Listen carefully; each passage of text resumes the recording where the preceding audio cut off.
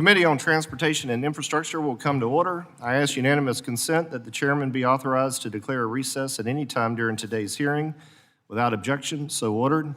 As a reminder, if members insert a document into the record, please also email it to documentsti@mail.house.gov. Again, that's documentsti@mail.house.gov. Obviously, I am not Sam Graves. The chairman is tied up trying to get to D.C. like so many people are, and so I've been asked to fill in his stead. I now recognize myself for the purposes of an opening statement for 5 minutes. We are here today to discuss the state of transportation network and our nation's ability to effectively and efficiently move goods through our supply chain. To achieve this goal, we must make targeted investments to improve the infrastructure our shippers, truckers, and freighters rely on. We have work to do to improve our transportation network, and we have a responsibility to ensure that taxpayer funds are directed to projects that strengthen this system. Despite the clear needs of our system, the administration continues to push its green agenda through onerous regulations onto the American people instead of focusing its efforts on promptly distributing funds to projects that will meaningfully improve our roads, bridges, and ports.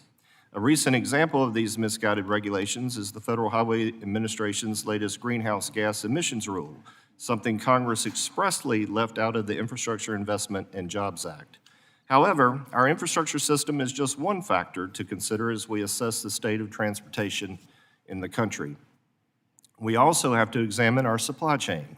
The pandemic previously exposed vulnerabilities in our supply chain, and today's global conflicts are presenting new and complex challenges we must address as well. For example, the United States Navy is currently leading the international coalition to repel Houthi militant attacks that are threatening a critical global shipping route in the Red Sea. These threats have forced major carriers to opt for longer, more costly shipping routes as they pause operations in the area. And closer to home, the migrant crisis at our southern border has led to repeated closures of rail border crossings. As a result, rail operations were suspended, halting the movement of critical goods between the United States and Mexico in order to process the influx of migrant crossings.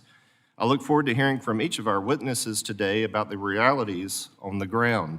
The committee stands ready to provide we will have dozens of solutions, but the committee stands ready to provide solutions.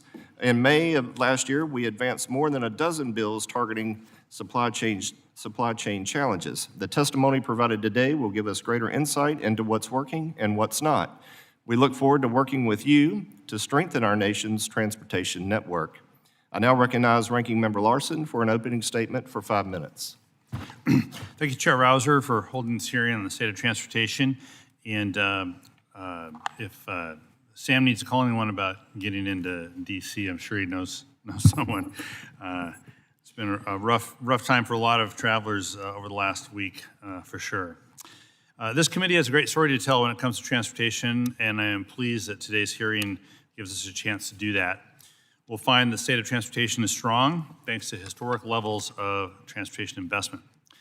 Last Congress, this committee answered the calls of states, local and tribal governments, transit agencies, rail, airports, and ports to provide a much-needed boost to the transportation network. Investments from the bipartisan infrastructure law and the Inflation Reduction Act have helped improve the economy and the state of transportation. By passing these bills, Congress gave the construction industry longer-term stability and certainty.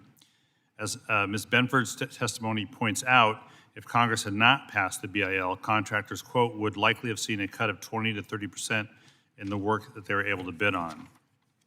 Congress also gave communities across the country the means to take on game-changing projects. In the first 2 years of the BIL, US DOT distributed over $262 billion for states, localities, transit agencies, railroads, airports, and ports to carry out upgrades and priorities, and more is on the way. This includes $185 billion in highway funds, $41 billion in transit, and nearly $13 billion in airport funds. BIL funds have already supported over 40,000 projects that the US DOT administers. In the 2 years since enactment, states have invested federal highway dollars into tens of thousands of additional projects. And today, there's at least one new project in every congressional district thanks to the BIL.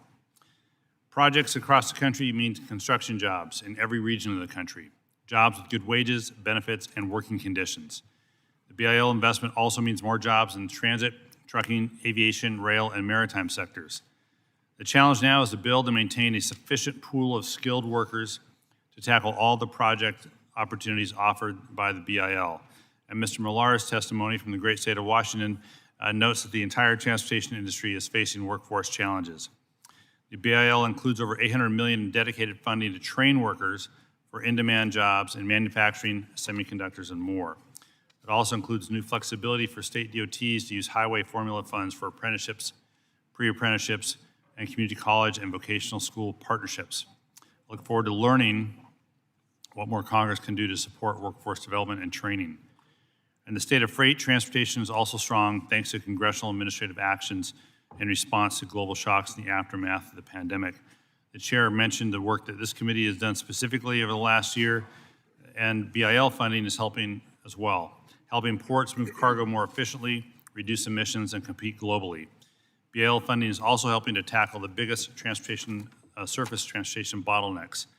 The passage and implementation of the bipartisan Ocean Shipping Reform Act of 2022, which originated in this committee, thanks to Mr. Johnson, Mr. Garamendi, has also helped support a stronger supply chain. And we'll hear Mr. Edwards' testimony today. The international supply chain normalized in 23. Shipping container rates have fallen, port congestion has eased, shipper complaints have received quicker action and positive outcomes, and the Federal Maritime Commission has enhanced fee fairness and transparency.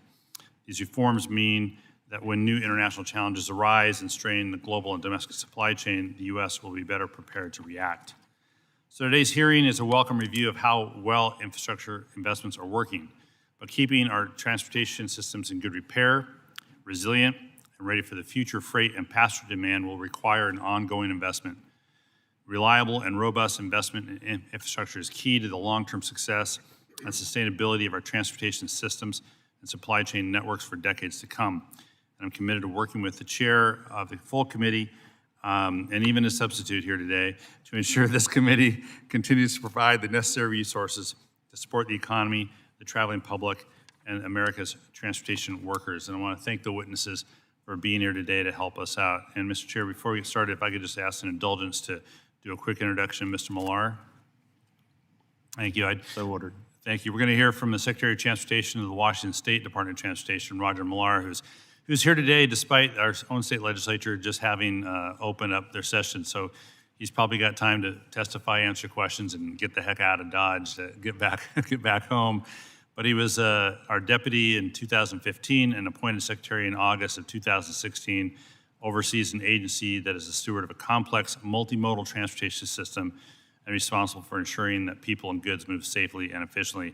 I won't go into his full biography, but he's been active in groups like that are very familiar to us, including being the current president of AASHTO, the board of directors there, as well as actively involved in a variety of engineering groups, intelligent transportation system groups, as well as a variety of other infrastructure. So it's great to have Roger here in town for the few moments he could spare with us to help us out. So with that, I yield back. I thank the gentleman.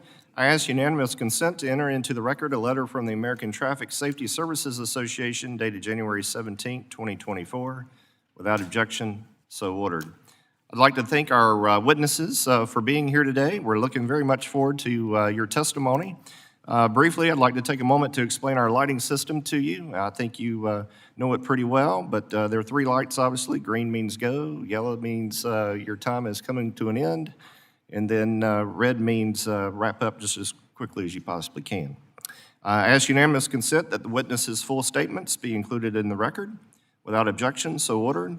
I also ask unanimous consent that the record of today's hearing remain open until such time as our witnesses have provided answers to any questions that may be submitted to them in writing. Without objection, so ordered. I also ask unanimous consent that the record remain open for 15 days for additional comments and information submitted by members or witnesses to be included in the record of today's hearing. Without objection, so ordered. As your written testimony has been made part of the record, the committee asks that each of you keep your oral remarks to 5 minutes, if possible. With that, Mr. Stephen Edwards, CEO and Executive Director of the Virginia Port Authority, you are recognized for up to 5 minutes. If you can turn your microphone on and maybe bring it closer to you as well. Thank you so much. So thank you, Chairman Rouser, Ranking Member Larson, and distinguished members of the House Transportation and Infrastructure Committee for inviting me to participate in today's hearing. My name is Stephen Edwards, and as mentioned, I'm the CEO and Executive Director of the Virginia Port Authority. The Port Authority operates 5 marine terminals and 1 inland rail port. We are the 3rd largest container port on the East Coast.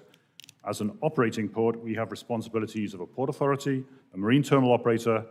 We manage asset procurement and maintenance, technology systems, and we operate the Hampton Roads Intermodal Chassis Pool. The Port of Virginia's tagline is America's most modern gateway, and we are proud of our ranking as the highest performing major North American container port in both 2021 and 22, at a time of stress in supply chains.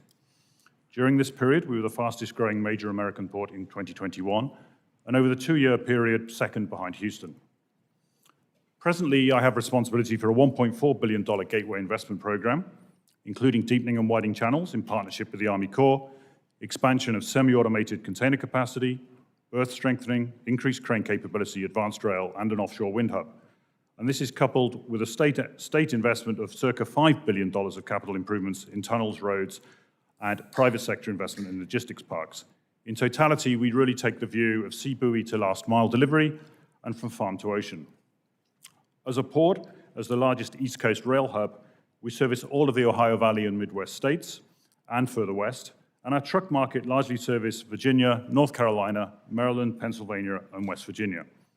This month, we announced that the port is powering our electricity needs with 100% clean power. If I turn to the supply chain and performance, it's been well documented that the international supply chain experienced stress in 2021 and 22, which impacted gateways to different degrees and in certain ports harmed exporters. The Port of Virginia was pleased to operate to a high level in this period. Our operating model was capable to deliver good service and adjust to many challenges. Overall, the international intermodal supply chain normalized across the nation in 2023. Dwell times for cargo reduced, resulting in lower yard utilizations, greater chassis availability, and now the opportunity to invest in capacity expansion within facilities. And international freight rates have reduced to close to pre-pandemic levels.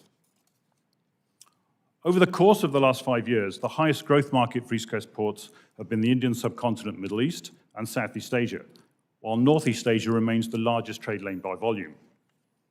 These markets are served by the largest ships in the world, and this means improved navigation channels are required, stronger berths, crane capability, and modern operating ports. The work this committee is doing to pass the Water Resources Development Act this year is essential to maintaining U.S. port competitiveness, including a needed project modification for Norfolk Harbor and channels. If I can turn to the international challenges of today. The Panama Canal first is experiencing a severe drought, which has restricted vessel transits.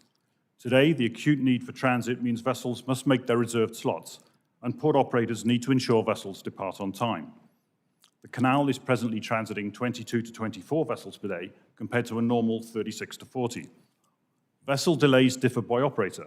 The largest container vessels, users of the canal who historically reserve slots, may not be delayed, but others are experiencing severe delay or are paying to much higher transit fees to secure their slots. Water levels historically do not rise until June. Fortunately, better than expected November rainfall has not required the Panama Canal to further reduce. If I turn to the Red Sea, the recent attacks on merchant shipping in the Red Sea has resulted in most container vessels diverting to routes around Africa. Initially, this has disrupted schedules for Asia North Europe, Asia Mediterranean, and Asia East Coast services. The other impact has been a delay in return of container supply to Asia, which has in part contributed to supply constraints and an increase in freight rates on all trade lanes from Asia. Fuel prices have not increased. This is important because as shipping lines plan for around Africa voyages, the increased vessel and fuel costs can be offset by the decrease in Suez canals. This is particularly true for Southeast Asia to US East Coast services. It is not the same for Asia to North Europe or Asia to Mediterranean, where deviation and the European Union emissions trading systems increases voyage costs on longer voyages. What must be remembered is that vessels need to be sourced and positioned to fill in weekly schedules. This, along with increased at sea time for container box fleets, tightens the supply side of assets. This tightening of supply may be felt across global trade lanes as vessels and containers are repositioned to where they are most needed. Finally, protecting freedom of navigation in all waters is a requirement of free and fair global trade. On behalf of the Port of Virginia and my colleagues, I recognize the extraordinary service of our men and women in the military who are active in the Red Sea, many of whom are, of course, deployed from our port. Thank you, and I'd be glad to answer questions the committee may have. Thank the gentleman. We'll now move to Mr. Roger Marar, Secretary of Transportation for the Washington State Department of Transportation. You are now recognized for up to 5 minutes. Thank you, Chair Bowser and Ranking Member Larson, for inviting me to testify today to discuss the state of transportation. My name is Roger Millar, and I serve as Secretary of Transportation in Washington State. My remarks today will focus on how we're implementing funds through the bipartisan infrastructure law and summarize a few of the challenges we're experiencing, including those related to project cost escalation. I want to start by thanking the Congress for passing the Infrastructure Investment and Jobs Act, which will provide over $5 billion in federal funding for Washington State over the life of the Act. While the Act only requires states to suballocate portions of 3 of the formula programs, in Washington we suballocate 41% of all of our federal aid formula funds to our local partners. And then we work closely with them to support successful obligation of their federal funding. To date, we have used funding from the Act on more than 370 projects managed by WashDOT, including safety improvement projects, stormwater and culvert replacement projects, roadway preservation projects, and bridge preservation projects. As we deliver projects with funding from the Act, we strive to ensure that the projects benefit all Washingtonians, including being more inclusive in our contracting work. WashDOT is a national model for disadvantaged business enterprise participation, and for the federal fiscal year 2023, our DBE participation rate was nearly 19%, putting $111 million into that community. The National Electric Vehicle Infrastructure Program, the Electric or Low Emitting Ferry Pilot Program, are 2 examples of new programs in the Act that we are implementing. We are leveraging federal funds with state dollars for this important work, increasing both the impact of federal funding and our ability to reach our decarbonization and efficiency goals. We also appreciate the new discretionary grant programs that support large transformative projects through multi-year grant agreements and/or funding pipelines. For example, WashDOT was recently notified that we will receive a $600 million mega grant award for the Interstate Bridge Replacement Project. This project will replace the Interstate 5 bridge, which connects Washington and Oregon and serves as a critical connection for regional, national, and international trade. Replacing this aging bridge with a crossing that can meet the needs of all travelers for generations to come is of the highest priority. Our implementation of programs in the Act is not without its challenges. For years, infrastructure investment did not keep pace with needs. The impacts of a lack of adequate investment to preserve, make safe, and enhance our systems for all users are readily apparent and will take time and hard work to overcome. Currently, WashDOT has less than half of the funding we need to keep our system in a state of good repair. Like DOTs across the country, we are experiencing cost escalation for some of our projects. The COVID pandemic placed an unprecedented strain on the supply chain, resulting in increased material costs. While we're no longer experiencing the same supply chain issues that we did in 2020 to 2022, workforce availability remains a challenge for the entire transportation sector and affects schedule, ultimately affecting overall project costs. DOTs, engineering consultants, labor, contractors, and suppliers are ramping up to deliver the programs funded through BIL, but a massive increase in projects requires a substantial workforce increase as well. We hope that through future reauthorizations, Congress will provide a robust and sustained level of funding as our federal partner so that everyone, especially our private sector partners, will invest to ramp up, keep up, and deliver on these vital projects. We also need to do more to encourage women, people of color, and other underrepresented groups to study and work in transportation engineering and the construction trades to help build the strong, diverse workforce our programs and projects require. Another challenge we're having is related to the process known as August redistribution. In the past, Washington has been very successful in obligating all of our federal funds and using the additional obligation authority that has come our way through the redistribution process. But our success means that we're reaching our contracting authority limits under the Act, which will decrease our capacity to continue to utilize the redistributed obligation authority, and we are not unique in that case. Staff from AASHTO has been working with FHWA on suggestions for solutions to maximize highway formula dollars provided to state DOTs and are sharing those ideas with Congress. Thank you again for the honor and opportunity to testify today. We appreciate having a strong federal partner. We're working diligently to use our federal funds to preserve and modernize our multimodal transportation system for all users. I'm happy to answer any questions you might have. Thank you very much, sir. Mr. Tucker, Mr. Jeff Tucker, CEO of the Tucker Company Worldwide. You are now recognized for up to 5 minutes. Chairman Rouser, Ranking Member Larson, and members of the House T&I Committee, thank you for the opportunity to speak with you today to highlight the vital role that logistics companies play in the supply chain and how our industry combines with an effective infrastructure to directly benefit the American economy. My name is Jeff Tucker. I'm third-generation CEO of Tucker Company Worldwide, based in Haddonfield, New Jersey, and former board chair of the Transportation Intermediaries Association. I have 33 years of experience in this industry and chair and co-chair committees in other national and international logistics associations. Tucker is the oldest privately held freight brokerage in the United States. We arrange some of the largest shipments that humans can move on the road, and we also move pharmaceuticals and other high-value goods. We've supported numerous presidential, military, and both the RNC and DNC national conventions with logistics support. I'm honored to represent TIA's more than 2,000 member firms. TIA is the professional organization of the $232 billion third-party logistics industry, and it's an association that my father, Bill, co-founded in 1978. Logistics companies like mine view infrastructure as the chessboard upon which we use every single mode of transport to literally make the world go round. We're innovators, we're huge investors in technology, we are mode agnostic, and like you, we are focused on ensuring goods reach consumers quickly, safely, and efficiently. The work logistics companies do has taken on new importance in America since the pandemic upended global supply chains. Freight supported rapidly shifting supply chains, unlike anything in history. From mid-2022 to mid-2023, we seem to have reached a new equilibrium, as the other gentlemen have mentioned. The pandemic era disruption in freight has dissipated and the broader economy is proving resilient. We believe these factors combined will create greater stability in 2024. Our industry overcame the historic challenges to keep America's supply chain fluid. I commend the administration and this committee for the proactive approaches to addressing supply chain concerns, notably through the FLOW initiative and the creation of the Supply Chain Task Force. Thank you for the bipartisan infrastructure law, too.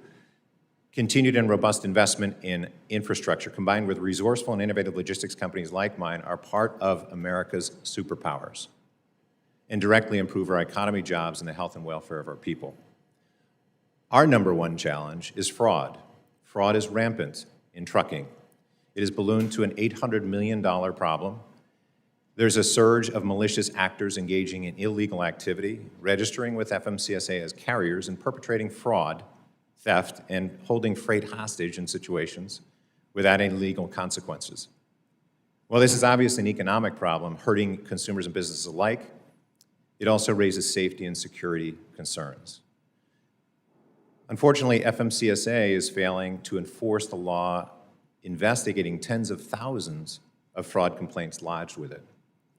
We see similar cases of fraud with dispatch services, which are often based abroad, operating here in our country, who, mind you, are not required by FMCSA to obtain a license or registration like my company has, doing essentially the same work. We need FMCSA to step up. FMCSA must stop dabbling in non-safety commercial considerations like what dollar amount a performance bond should be or what commercial terms included inside a private contract between two parties exist. Instead, focus on safety. Other issues impacting the industry, for example, there's a rising need for longer-term investment at the Mexican border to meet the increased truck and rail traffic crossing that border as supply chains shift closer to home. State regulatory issues, which may be well-intentioned, often dealing with sustainability and air quality, are causing more challenges in the nation's supply chains by creating more than one standard for interstate commerce. Finally, there is no driver shortage. I say that again, there is no driver shortage, nor has there been one. That is a false narrative that may lead to unintended consolidation in the industry and a weakening of American supply chain. More than doubling of the number of carriers and an increase of 1 million drivers has occurred over the last 10 years. We must have a more nuanced conversation about this and other policies, and I'm thankful to be here and look forward to further discussion. Thank you very much. Next, we have Ms. Lauren Benford, Controller for the Ryman Corporation. You're recognized for 5 minutes. Thank you, Chairman Reisler, Ranking Member Larson, and members of the Committee on Transportation and Infrastructure. Thank you for inviting me to testify today on this vitally important topic. My name is Lauren Benford, and I am the Controller of Ryman Corp., an active member of AGC, and the past president of the AGC of Wyoming. AGC is a leading associate in the construction industry, representing more than 27,000 firms, including America's leading general contractors and specialty contracting firms, many of which are small businesses. Ryman Corp. is a 76-year-old family-owned company currently passing leadership off to the third generation. We employ 150 employees and operate in Wyoming, Nebraska, and northern Colorado. We specialize in heavy highway, civil, and commercial construction. In my testimony today, I will discuss the status of construction industry, including the challenges that lie ahead for rebuilding our nation's infrastructure. For construction industry, managing inflation defined 2023. Since February of 2020, the average cost of construction material has increased by 37%, nearly twice as high as the consumer inflation, which was 19 during the same amount of time. More specifically, highway construction costs has increased 50% since December of 2020. According to the Federal Highway Administration, these figures also reflected significant cost increase for specific construction materials from February 2020 to November 2023, which include a 113% increase in the price of diesel, 60% increase in the price of steel mill products, 40% increase in the price of gypsum, which is used in many of building materials, and 31% increase in the price of cement. The price of fuel, especially diesel, has driven up the cost of the construction industry and projects nationwide. Higher diesel costs means construction companies must pay more to operate equipment, deliver material to jobs, and haul away debris, dirt, and equipment. Likewise, construction workers themselves feel the pain of higher commuting costs, particularly for jobs in areas like Wyoming, where workers often have longer commutes. Working in Wyoming creates many challenges being a rural state, such as material availability, severe shortage of skilled laborers, extreme weather, shorter building seasons, and logistical challenges because of long distances between communities. The construction industry labor shortage remains severe, with the most construction firms expecting labor conditions to remain tight. Despite firms increasing pay and benefits, the workforce shortage continues. In 2023, AGC survey found that 93% of construction firms reported they have open positions they're trying to fill. Of those positions, 90% are having trouble filling at least some of those positions, particularly among the craft workforce that are performing the bulk of the construction work on site. Nevertheless, confusion around the Buy America requirements have added to the uncertainty. While AGC supports the effort to enhance Americans' manufacturing capabilities, there remains confusion among suppliers, contractors, and owners themselves, including the DOTs. It is also important that we depoliticize the Buy America waiver process. If a waiver is granted, it does not mean that administration, Democrat or Republican, does not care about domestic manufacturing or American jobs. It means that they also care about American construction jobs and want to rebuild Americans' infrastructure. Looking ahead to 2024, construction companies have a mixed outlook as expectations for demand remain mostly positive, but less upbeat than last year aimed these new challenges.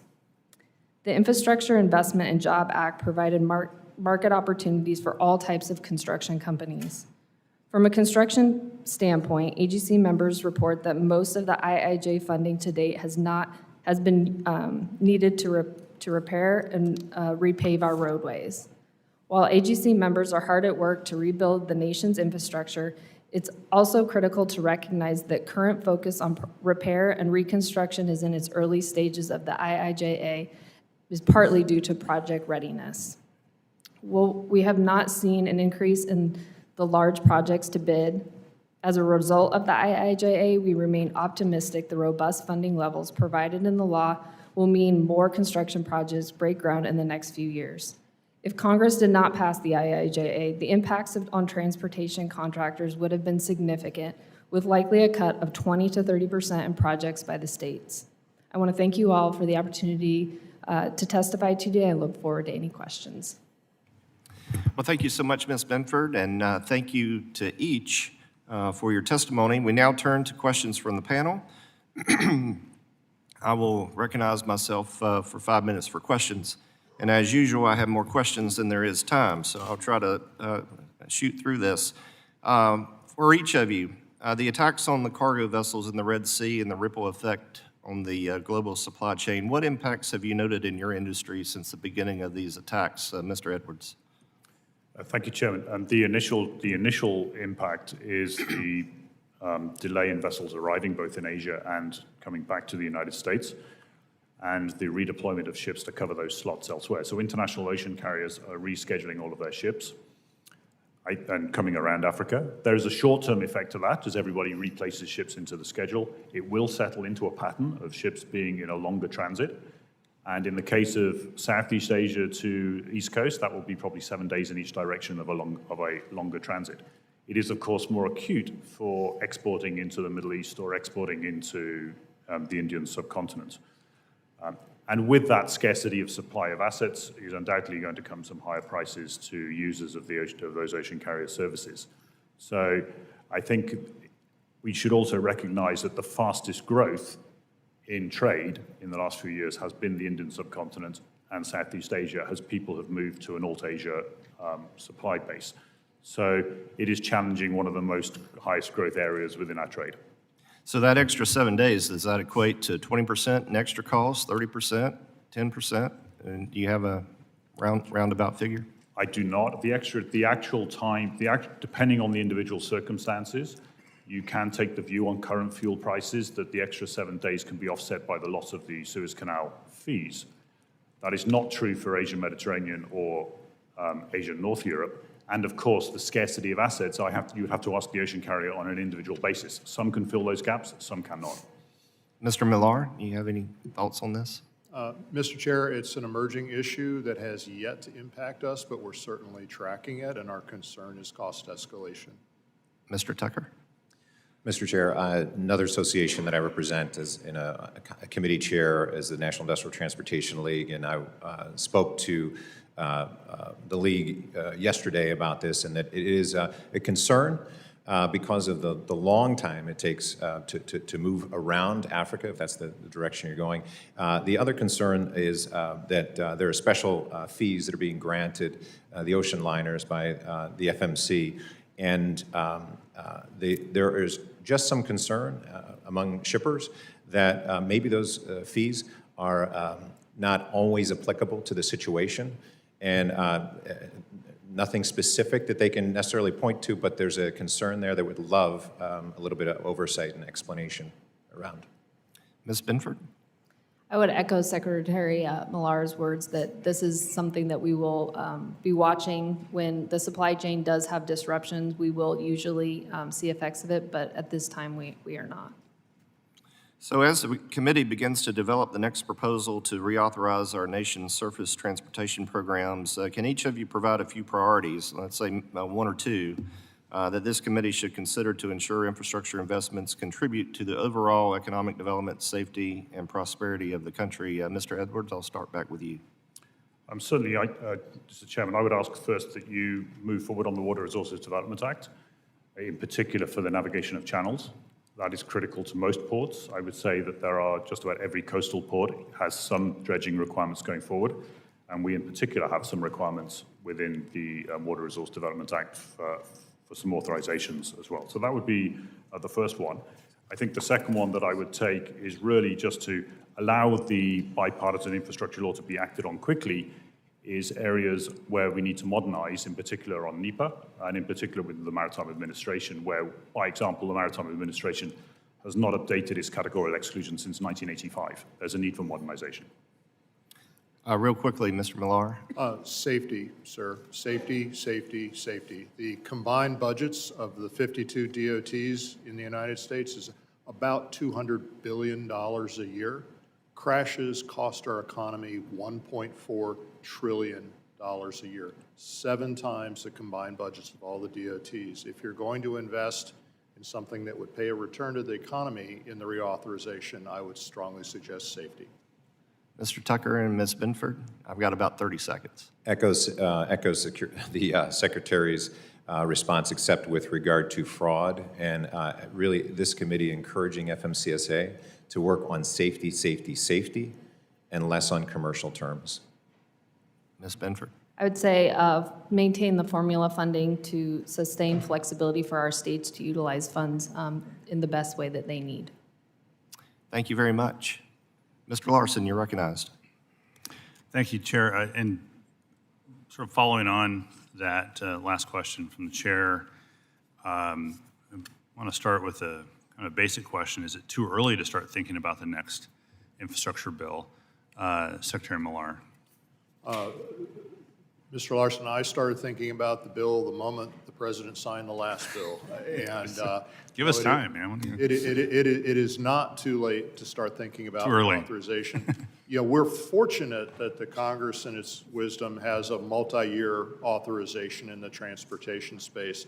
But the ramping up for a sustained level of investment requires more than 5 years. It requires, it takes generations. We're asking contractors to invest in equipment. We're asking consulting firms to staff up and buy materials and the like, knowing that there's going to be a robust and sustained level of federal commitment in the transportation space enables us to do our job better and more efficiently for the people we serve. We've had that issue every time we've tried to do reauthorization. I'm glad we were able to do it, but perhaps, Ms. Benford, you can talk a little bit about your comment with regards to, this is not a quote, but I'll just try to paraphrase. We are just now starting to be able to invest as contractors in the longer term in the rebuild as opposed to just the repair. Right, so currently a lot of these projects are in design, right? So we haven't seen a lot of them come out to bid. And so we're really expecting that this will hit us in the next year as contractors to bid this work, and then it'll be a 5 to 6 year process for us to complete this work. And I think it's important, no, it's not too soon to start thinking about another bill because as Secretary mentioned, we are working really hard to ramp up our workforce, and there is a lot of excitement in our industry right now as they see that there is a sustainable amount of work for them to complete. And so I think it would be beneficial to let the workforce know that it's a long-term game, not just this next 5 to 10 years. Yeah, I know when this is signed, the president said this is a once-in-a-generation opportunity. I like to think like this is a pretty boring once every 5 to 6 year opportunity that we just routinely do, as opposed to every generation. So hopefully we can get to that point. Mr. Tucker, from a supply chain perspective, how would you characterize the BIL and like specific areas that are perhaps where the TIA is looking at? Sure. I hesitate to sound like a broken record, but again, some of the issues with regard to repetition's safety. not a bad thing. Yeah. It takes us a while to absorb what you all are hearing, and hearing it over and over again is a good thing. A former administrator, Ann Farrow, appointed me once to a committee helping FMCSA, so I got to really know and appreciate. One of my good industry friends is a former administrator of FMCSA, so I got to know and like and appreciate the people there. But I think from time to time, as what happens in Washington, they get clouded by lots of different ideas that may or may not be important or relevant to safety. So that's a concern. But specific to your question and specific to infrastructure, I will tell you that what we're seeing is, and I don't know how many members here have been to the border, to Laredo, the crossing. I've been there, I toured it, and it's a heck of a thing. But I'm here to tell you, too, that there's a tremendous amount of manufacturing being brought back to the Americas, in particular to Mexico, due to all of our tensions with China, all of the concerns around single point of failures with regard to critical goods that we were only buying from China. So that crossing, all of the Mexican crossings are going to be, that's talk about a generational thing, that is happening right now. And we all know how much freight came from China and the Far East. A lot more of it's going to be coming through the borders. And of course, we have security concerns there as well. Thanks. I would note, by Washington, you mean Washington, D.C., and not the great state of Washington, Not the great state, no. where we have no problems. Thank you for the clarification. Sure, yeah, great. Mr. Edwards, you mentioned Water Resources Development Act, and we're going to be moving on that fairly soon here. From a broader perspective, what would you want us to know about passing WRDA 24? I think we asked the question about what next on bill, from a funding perspective. I believe there's about $5.2 billion for ports within the Infrastructure Investment and Jobs Act. That is more money than has ever gone into the port sector from the federal government. So this is a generational opportunity for ports to make their upgrades. I do believe that certain parts of that will have to continue over a significant amount of time, particularly as we look at energy hubs. Energy hubs is somewhat new in the port for a number of port sectors, and it will require multi-year. We're going to have to be pretty strict at sticking to the task to make those energy hubs work. That's great. Thanks so much. Yield back. Mr. Crawford. Thank you, Mr. Chairman. Excuse me, on the Federal Highway Administration recently released a final rule to require states and metropolitan planning organizations to establish a new performance measure with declining targets for carbon dioxide emissions attributed to the National Highway System. It pursued that rule despite the fact that they didn't have the authority to do so. In fact, that was considered and rejected in IJA negotiations. Further, Federal Highway Administration also rejected concerns about that issue from rural America. It seems like rural states, where the largest cities are by comparison small towns, you can't meaningfully reduce carbon emissions by building a subway or a bus rapid transit system to attempt to reduce commuter automobile traffic, even if it was affordable. I live in a town, biggest town in my district is almost 80,000. That's a pretty small town by most people's definition. Even though we have a Starbucks, we're still not a full-fledged metropolitan area. So my question is to Ms. Benford, do you feel this new regulation will impact your ability to deliver projects? Yes, I would agree with that. We do feel that the Federal Highway Administration chose to treat each state as the same, and I will echo your words. From Wyoming, emissions are a fraction of the amount of carbon dioxide emissions compared to more populated states that we produce, and so we are concerned what that impact will be on our DOT, what projects they'll have to limit to try and meet those standards. Same for us, we don't have subways. Bike paths between our communities would be hundreds of miles.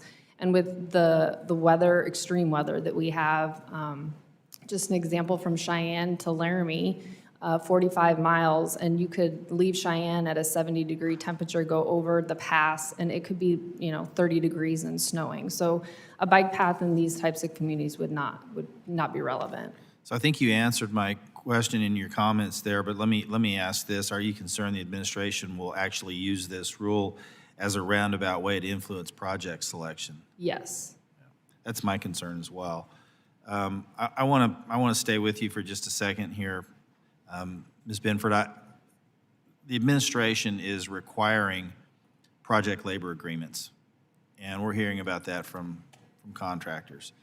The potential for slowing down the construction process and so on. Can you talk about how that may be impacting your ability to get things done? So I am aware that PLAs are being impacted. We do not do direct federal contract work, so it's not something that is impacting us currently.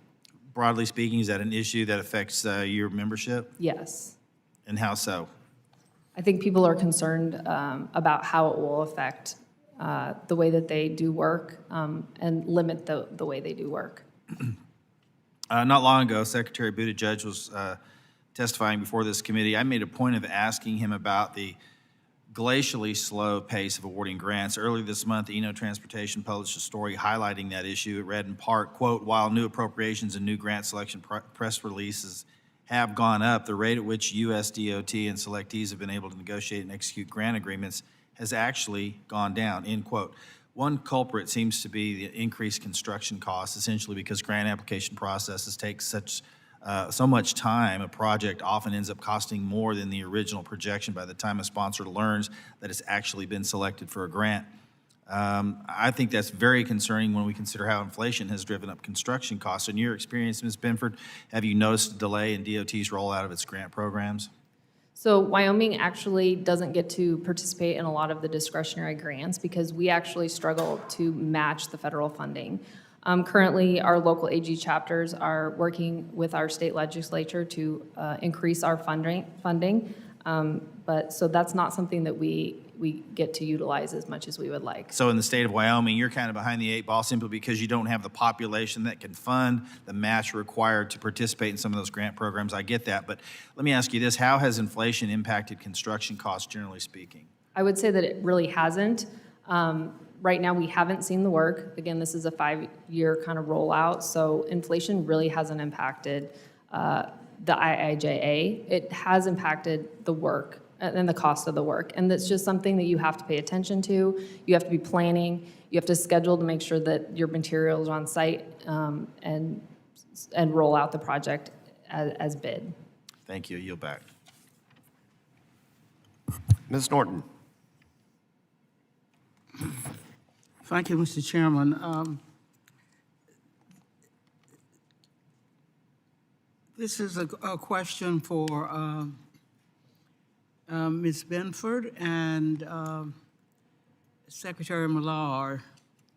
A common theme of today's testimony is the need for more workers to build and maintain the projects funded by the Infrastructure and Investment and Jobs Act. I appreciate Mr. Millar's testimony regarding the growing participation of disadvantaged business enterprises in Washington State and Ms. Benford's discussion of her efforts to teach young students about construction sector career opportunities. Throughout my service in Congress, I have worked to increase workforce development opportunities for District of Columbia residents, including helping to establish an opportunity center at St. Elizabeth's in Ward 8 of the District of Columbia, and to help residents get jobs and apprenticeships at the Development of Homeland Security Headquarters Consolidation Project. The Infrastructure Investment and Jobs Act included significant workforce policy changes, including reinstating local hire authority, allowing highway formula funds to be used for workforce development, and dedicating funds from every zero-emission bus grant for worker training. Mr. Millar and Ms. Bedford as well, beyond what we have done in the Infrastructure and Jobs Act, what else should the committee be doing to support workforce development? Thank you for the question, Ms. Norton. In Washington State, we have a robust pre-apprenticeship support services program that we're funding with state revenue today. Would love to use federal revenue in that space, but we have more flexibility with our state revenue.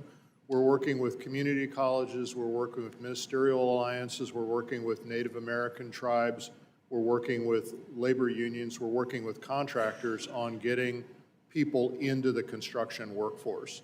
And that pre-apprenticeship support services work we do, the one I am most proud of right now is something we did called Youth Direct, where we partnered with the Iron Workers Union. We took young men and women who were aging out of juvenile justice and foster care. They turned 18, they would typically go out on the street. When they turned 18, these men and women came into our pre-apprenticeship support services program, and after 4 weeks, they graduated on Friday. On Monday, they were apprentice iron workers. And we provided them with first and last month's rent and security deposits, so they had a good paying job and a place to live. It cost us about $2,500 per individual, $2,500 per individual to run them through that program, which we got a little criticism for. And I like to point out to the critics that that's a lot less than it costs to be a guest of our Department of Corrections on an annual basis. So we know what we need to do. We need more and more flexible resources to do more work in that space. It's helping those individuals, and it's providing critical staffing for our contractors, for our maintenance crews at our agency and elsewhere in the construction sector. Ms. Benford? As a woman in this industry, the diversity topic is very dear to me. I can tell you that both the AGC and local chapters have taken on different ways to take on this challenge. The culture of care is one that the AGC of America has taken on, which really helps us contractors determine how to create an environment in the construction industry that everyone feels accepted. And I think keep echoing that this is something that we need to do, right? And make sure that what you can all do for us is make sure that we have the flexibility to do what is right in our state, because not one policy fits every single state and our workforce. Mr. Marar, we're in the early stages of a transition to zero-emission vehicles. This past summer, the National Capital Region's Transit Agency received a $104 million grant from this Jobs Act. Mr. Millard, what additional actions should Congress take to smooth the transition to zero-emission vehicles? Ms. Norton, I think the actions you've taken in the bipartisan infrastructure law, just sustaining that is the important thing to do. We are seeing more electric vehicle charging stations being installed. We're working with the trucking industry on electric vehicles and hydrogen fuel cell vehicles. We're creating corridors, working with our colleagues in Oregon and Washington. We have a zero-emission vehicle corridor on the Interstate 5 corridor. We're putting a heavy truck corridor in place in addition to that. So it's sustaining the effort over multiple acts is what's going to do it for us. The gentlelady's time has expired. Mr. Webster. Thank you, Mr. Chairman, for holding this topical hearing as we head into the new year. It's great. Currently, most of the major infrastructure funds are invested in projects not in the United States, outside the United States.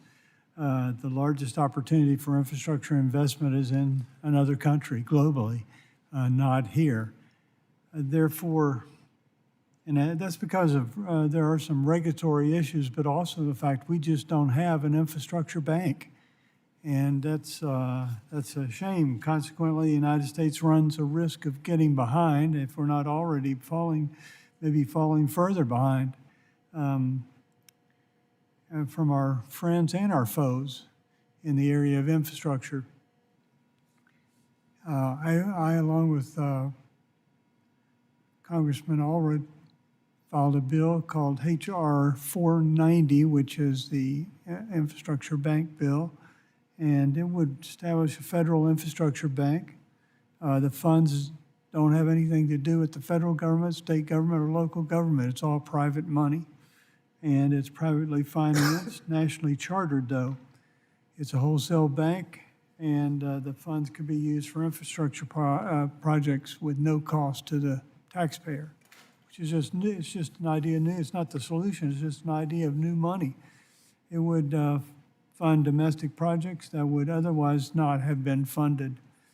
We see it as a fantastic opportunity to do something a little different, to take a lot of the money that's spent overseas and maybe bring it back to the United States and make it a more competitive worldwide approach. Mrs. Benford, Ms. Benford, could your company, others like it, benefit from enhanced private investment of our national infrastructure dollars? Can you restate that question? Sorry. Could your company benefit from the investment of new infrastructure, private infrastructure dollars? So we did benefit from the federal dollars. Yes, we also do benefit from private as we do a lot of commercial work and civil work in our community. Mr. Edwards, can you see the same thing in ports? I believe, Congressman, that in the port sector, the source of funds on how we bond our money or how we leverage our opportunities, we're always welcoming another source of money if there's a lower cost of money. So it really will come down to the cost of money at the end of the day, because I wouldn't see it necessarily as a change of how we create our revenue stream, but more a case of how do we source money.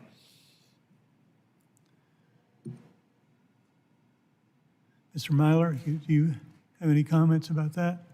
Congressman, I do not know the specifics of your bill. Any new tools in the toolbox are welcome. I often look at the difference between financing and funding. It's one thing to have a good financing tool, but I need funding to make that financing tool work for me. Yes, well, I guess that's the name of the game, right? Is the money. Where's the money? Yes, sir. Yes. So, Mr. Tucker, you have any comments? Representative Webster, TIA is always looking for and open to new ideas for increasing the spending and investment. We feel, and while we're entirely grateful for the Infrastructure Act, we would love to see more done. Yeah. I don't know the specifics of your bill, like the Secretary, but we're always open for new and innovative ideas. Yes, well, the biggest difference is the infrastructure bill that we have now is our money, federal money, state money, and so forth. This bill would be private money, no investment by any government entity, and no responsibility to finish a project that possibly couldn't be finished. And so it's a little bit different, but it is new money. Anyway, time's run out. Yield back. Gentleman yields back. Ms. Napolitano, you're recognized. Thank you, Mr. Chair. Secretary Marar, California and Washington are very similar in dealing with impacts of cross-state rail and truck traffic on local communities. My district specifically has some of the largest trucking and rail corridors in the country. Great crossing projects and projects that improve commuter experience with less interaction with trucks are very important in my community. How necessary are great crossing safety projects and commuter projects that address the combined truck corridors? And can you give examples of what Washington has done to improve the commuter experience in rail in the freight corridors? And how effective have the federal great crossing elimination and freight programs been? What can be done better? Thank you for that question, Congressman. Freight logistics is hugely important to Washington State. We are a trade-centric economy with ports of Seattle and Tacoma and other ports, and a lot of north-south truck and rail traffic, a lot of east-west truck and rail traffic. The Great Crossing safety funding that we receive from the federal government is invested statewide in making our system safer. We have a great partner with our Class 1s, with Burlington Northern Union Pacific.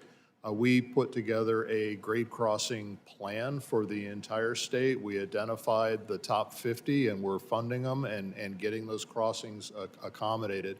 We're also working on the issue of truck parking.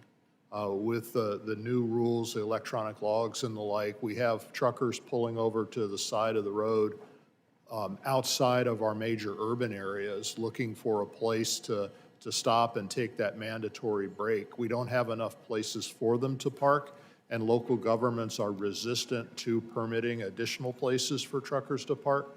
So we are identifying spaces in the public sector. We're talking with cities and counties and others about, including our ports and our shippers, about safe places to park. We actually had to pass a law in Washington State requiring receivers of freight to allow the truck drivers to use the restrooms in their facilities because they were not being allowed. We're entirely dependent on trucking to move goods and services in our communities, but we're not treating the truckers with the respect that they need to become a part of that community. We've worked with the University of Washington. We've applied a little AI and the like to a predictive truck parking model that can give a trucker the likelihood of finding a parking space 2 to 4 hours in advance, and we're expanding that work. We have a grant application in partnering with the states of Oregon and California to look at a predictive truck parking model for the I-5 corridor. So there's a lot going on in that space. Thank you, sir. Again, in your testimony, you discussed the importance of federal government support to states for a national EV charging program. Washington, Oregon, and California are working collectively on the West Coast Electric Highway Program. Can you briefly discuss the program, how effective is the partnership, and how important it is to our local, state, and national transportation systems? Thank you, Congresswoman. The West Coast Electric Vehicle Highway Partnership has been in place for more than a decade now. It started with state investment and with NEVI. Now we have federal money going into that program as well. The 3 states have collaborated in that corridor on what our standards are, what the spacing is, how we invest public funding and leverage private funding to make that happen. It is essentially in place along the I-5 corridor from Baja, California, all the way to British Columbia. And we're looking at other routes east-west off of that corridor, routes like 99 in California and 101. So that work is advancing. We are working now on a heavy freight equivalent of that, looking at both battery electric trucking, the Class 8 trucks, and the hydrogen fuel cells, being able to provide fueling for them. It's emerging, but the federal funding that has come to us has greatly enabled us to advance all of those agendas faster than we would be otherwise. Thank you for your answer. I yield back. Mr. Bost. Thanks, Chair. Mr. Tucker, just so put an explanation here, I and Mr. Collins are the 2 people that are actually come from the industry. I was born and raised in the trucking business, and I tell people I came home from the Marine Corps. I ran it for 10 years. I loved it for 8, and now my brother runs it. But we've heard from all over about increasing freight fraud, and you mentioned that in your testimony, and basically inserted several times in your testimony. This is devastating to small businesses and owner-operators as well. Losing out a few $1,000s can actually put them out of business because they work on such a thin margin. Now, not only is it a huge problem for small carriers, but it also undermines trust and stability throughout the supply chain. Now, you mentioned multiple types of frauds, but have you seen any action from FMCSA to deter, put up a stop to supply chain straining and safety risk of rising freight fraud? And when I say that, they insert themselves into the line, and you may believe it's a decent broker that you're trying to work with, and you may be out somewhere and you're trying to get a backhaul or whatever. And then all of a sudden, you get the load, they get the money, and you can't find them. Do you see anything that's being done right now to try to deal with this in the industry? First of all, I heard your and Representative Collins' backstory, and you're living the dream. So, great question. The short answer is no. But if I may clarify, please, the fraud. So I'm a freight brokerage. I'm not a carrier. The fraud I see is more, if I wanted to simplify it, oversimplify it, I would say it's carrier fraud. It shouldn't be carrier fraud This is really important, I think, for this committee to understand. It should never be seen as carrier fraud. It should not be seen as broker fraud. These are just criminals. And now, I mentioned earlier in my testimony, too, that we move pharmaceuticals. These are multi-million-dollar, one pallet of freight loads, right? We know that criminal activity follows these trucks because they know where the drugs are made. They follow the trucks and they wait for an opportunity. So this is the same kind of individual. It's the same, they're just criminals. And they're utilizing FMCSA to maybe sign up as a brokerage. They're signing up maybe as a carrier. So please don't, when we're thinking about this, really important to be thinking about it as criminals using government agencies to masquerade as someone else. And in some cases, they don't even use the agency. They use a false address. They could use my address. Mm-hmm. And they could pretend to be someone that they shouldn't. One of the really important things, I go on the radio, I talk about this on road dog trucking, and one of the things that I talk about anytime I talk to an owner-operator is there needs to be more education. My grandfather started his business with 2 retired people in an apartment building in New Jersey, and every single person from 1961 through today, we do credit checks on. We don't rely on there's got to be some bond, there's got to be something protecting us. We do a credit check, and we turn away business that we can't afford to take on because we can't trust. So it's really important that you do all of your homework when you're in business, and that's the longer answer. But FMCSA, no, they need to do way more to help us. Yeah, and the only other conversation I'd like to have with you, but we don't have time here, is you say there isn't there isn't a driver shortage. If you're out there dealing with it every day, yeah, there is. And the question the only statement I would make towards that is, and I made it in this committee before, it doesn't help with all the states that are legalizing marijuana, because what happens is we have a tremendous amount of people who might be good drivers, but they prefer to smoke dope on the weekend and they can't get clean by Monday. It's not like having a beer on Sunday during a football game. You pop positive for 30 days and then you're without that driver, or you just don't have that driver. But yeah, I think what I've been fortunate enough to be getting and keeping data on the active for hire motor carriers for 12 years now, and I'm one of the only organizations that publish this data on a regular basis. So there are over 1 million more drivers driving today than there were in 2011. There are more than 2 times as many. There are approximately 350,000 motor carriers in business today, 148,000 in 2011. So generally speaking, there are wicked driver shortages if you're a carrier of any large size, but it's because drivers follow the American dream. J.B. Hunt was a driver. Now it's one of the largest trucking organizations. So there's a spirit of innovation in truck driving, and that's where drivers are going.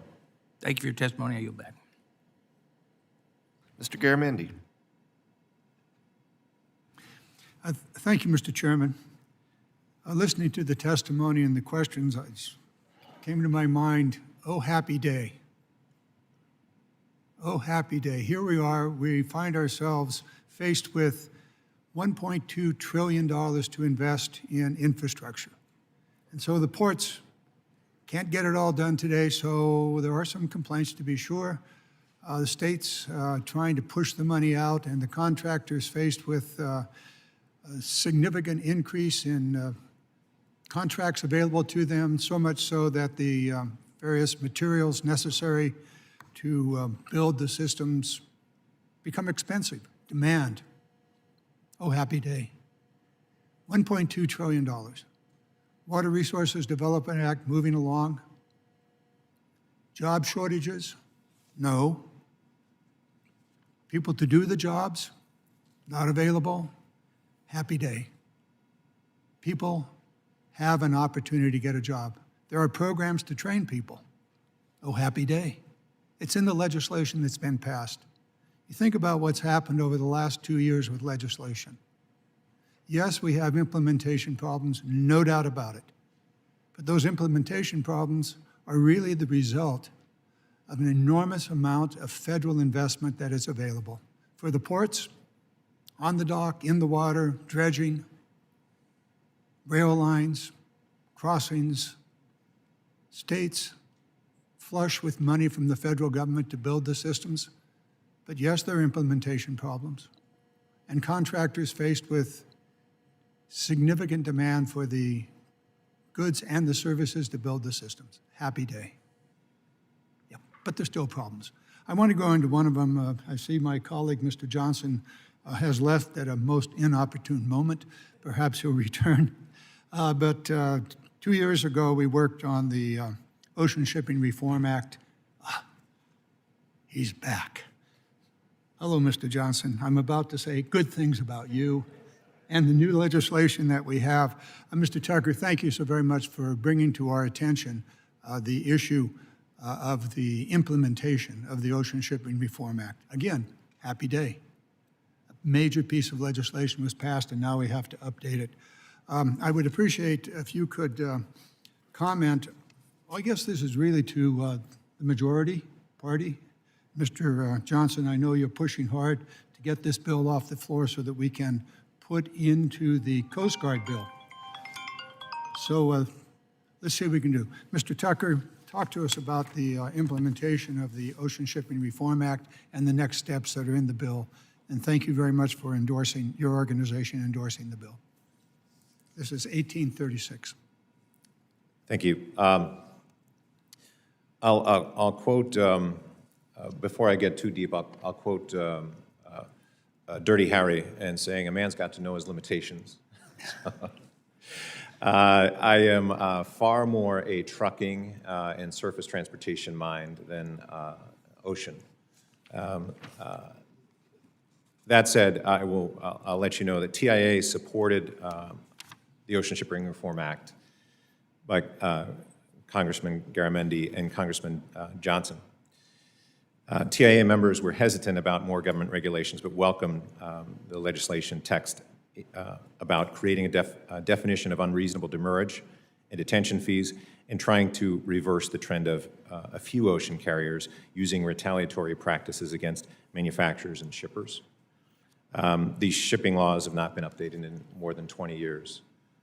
Also echo your happy days, because, you know, I'm old enough to remember the years and years and years of continuing resolution without vision. So thank you. Thank you, Mr. Tucker. Mr. Edwards, our former chairman, Chairman DeFazio, after about 20, maybe almost 30 years, was finally able to take the Harbor Maintenance Trust Fund and apply it for more than just the harbor itself, but also for the port and the infrastructure associated with it. So I'm curious about the implementation of that Harbor Maintenance Trust Fund and the changes that occurred in WRDA 2020. The new WRDA is coming up. Do you have recommendations on how we might better implement the existing laws and changes in the WRDA, the new WRDA that we'll be dealing with? Thank you, Congressman. I think, firstly, we were delighted when the changes came forward because we are an energy port, and therefore we can receive harbor maintenance tax dollars for the purpose of investing in our hard infrastructure. Noting the time, what I would comment, I would be happy to come back to in writing, but also stay at this time that the distribution of those funds perhaps is something we just need to free up a little bit so we can get that money to work, and we're ready to put it to work. I see my time has expired. Yield back. Mr. Johnson. Thank you, Mr. Rouser. I talk a lot about ports and ocean shipping in this committee. Sometimes my colleagues are a little confused by that. Regrettably, South Dakota does not have any oceanfront property. But then when you look at how globally connected we are, little old South Dakota, we export more than $5 billion of agricultural products a year. More than 60% of our soybeans, for example, go overseas. Manufacturing, we export more than $2 billion a year. That is, for a state of less than 1 million people, a lot. It's about $7,600 per person. And so, Mr. Edwards, it's certainly the case that what you do, what the other ports do, the whole global shipping environment does have an impact on South Dakotans, as they do on every American. And so I want to pick up where Mr. Garamendi left off. A product of this committee, particularly of Mr. Garamendi and myself, was the Ocean Shipping Reform Act. The Federal Maritime Commission has a couple of very important rules promulgation efforts underway, one on detention and demurrage, another on shipping exchanges. First, if you have any comments about those proceedings, I'd be happy to hear them. But other than that, if you have any other areas where you think some additional interest by Congress could improve ocean shipping, we're all ears. Thank you, Congressman. What I would say is soybeans, by the way, is the largest containerized export from the Port of Virginia as well, just not South Dakotan soybeans, there's somebody else's soybeans.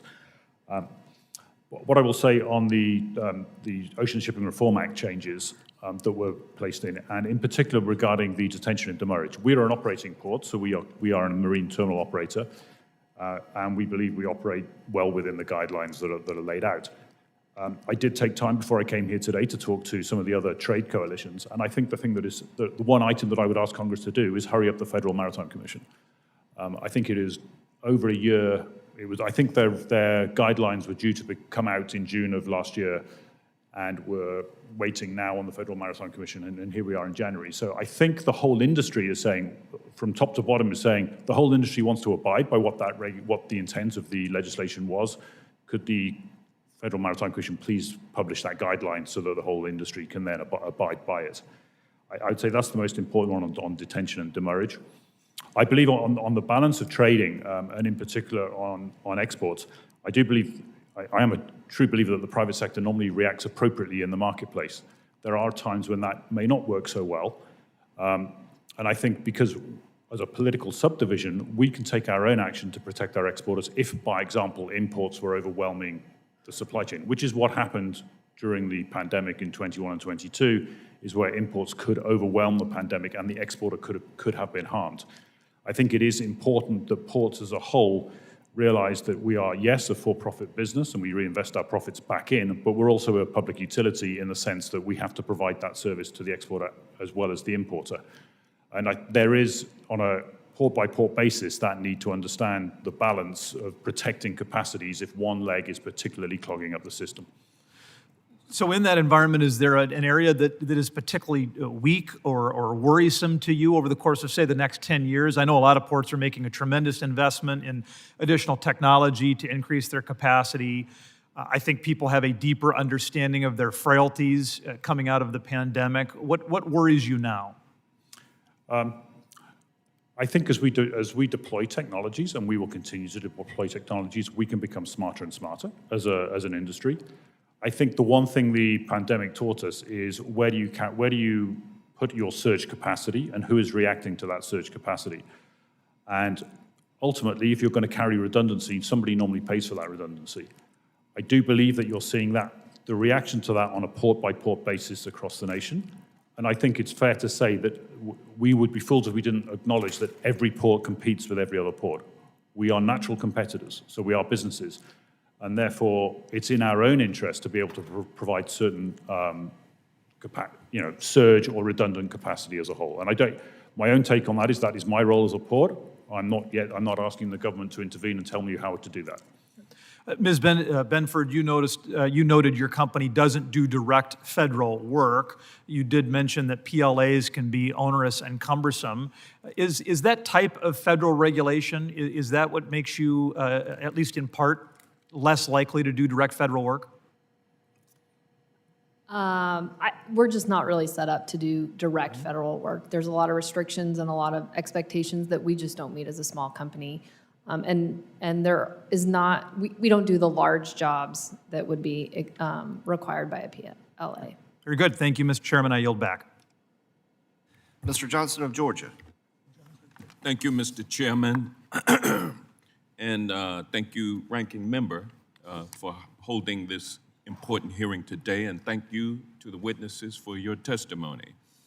Since 2020, when Joe Biden was sworn in as president, Democrats have been hard at work doing our job and fulfilling our promises by successfully enacting and implementing historic levels of infrastructure investment to jumpstart the nation's economic competitiveness, protect the traveling public, and prioritize the creation of good-paying jobs. Unemployment is low and wages are high, the stock market is up, and America's economy is growing at the phenomenal rate of 4.9%. While individual number one was busy declaring every week to be an infrastructure week, lying to the American people of an infrastructure week that never materialized, Democrats were hard at work putting people over politics. And in 2021, House and Senate Democrats, along with a few Republicans, passed President Biden's $1.1 trillion Infrastructure Investment and Jobs Act, the $1.7 trillion American Rescue Plan, the Bipartisan Ocean Shipping Reform Act of 2022, the Inflation Reduction Act, and other notable pieces of legislation. And these important pieces of legislation are responsible for the job growth, wage growth, stock market growth, and strong economic growth that the nation enjoys today. Tomorrow, I will be reintroducing equally important legislation, the Stronger Communities Through Better Transit Act. This bill will provide greater transit equity and quality to communities across the country, including communities in rural areas. Also, it would create a new program to provide transit agencies with federal funding to increase and improve transit service, thereby leveling the playing field for our constituents who need transit to get to work, school, and to the doctor's office and or to the pharmacy. It's time to invest in the thousands of transit systems across the country to ensure that all Americans in cities, suburbs, and rural areas have access to frequent, high-quality, dependable transit. Now, Ms. Benford, as you stated in your testimony, disadvantaged business enterprises, DBEs, play a pivotal role in fostering diversity and inclusion in the construction industry by ensuring that certified small businesses owned and controlled by socially and economically disadvantaged individuals can compete for federally funded highway, public transit, and airport projects. I was happy to hear that Associated General Contractors of America, which you are representing, supports aligning the DBE statutory size standard, which is currently capped at $28.4 million gross annual revenue,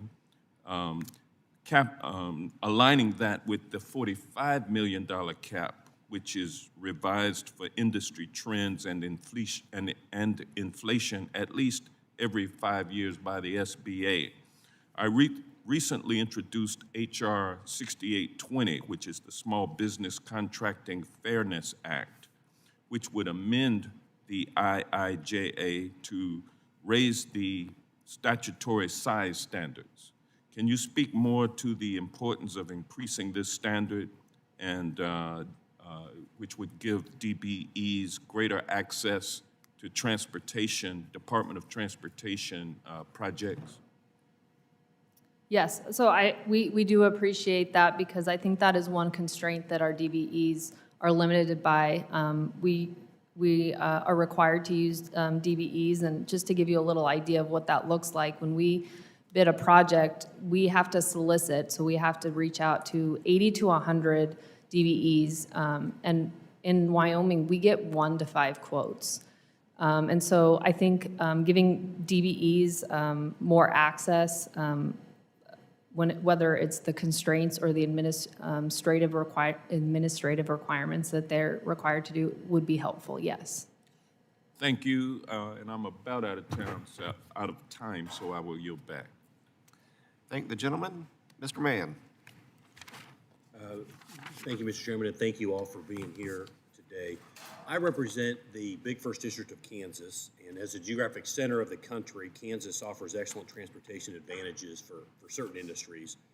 Over the last several years, there have been a number of regulatory proposals that have threatened to disrupt the nation's supply chains, creating undue burdens on American businesses and causing mass delays in the shipment of goods.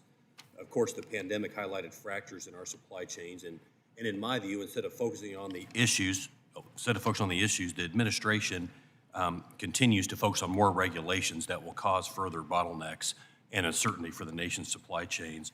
A handful of questions. First for you, Ms. Benford. In regards to the WOTUS, or Waters of the U.S., the Biden administration continues to ignore the clear decision by the Supreme Court in the Sackett versus EPA case regarding the definition of waters of the U.S. under the Clean Water Act. What new uncertainty exists due to the administration's changes post-Sackett, and did the Navigable Waters Protection Rule offer more or less clarity to you and to your members? I'm going to have to circle back with you on that one. Anyone else have a comment on WOTUS, the Waters of the U.S., and the impact that you're seeing that having to your particular industry? In Washington State, sir, 86+% of the work that we do that's federally funded is addressed through a categorical exclusion. We're spending our money on preservation of our existing infrastructure, and those rules have had no impact on that work. Okay. When we do more complex projects and we get into a NEPA analysis, we go with the regulations that we have. We're working on several projects in that space, and we recognize that NEPA is a decision-making process. It's not a box you check. I'm all for getting to yes really quick. I'm also for getting to no really quick when somebody has a bad idea. Yep. Yeah. No, thank you. And the next question is for you, Mr. Tucker. Last month, the Customs and Border Patrol briefly suspended rail operations through international rail crossings in Eagle Pass and El Paso. I know you referenced earlier in a question about the importance of these crossings.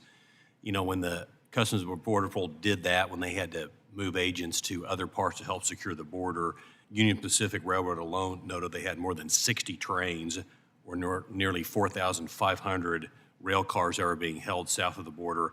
How do these type of delays and suspensions of cross-border activity affect supply chain and logistics throughout the country? What are the ripple effects of that in your view?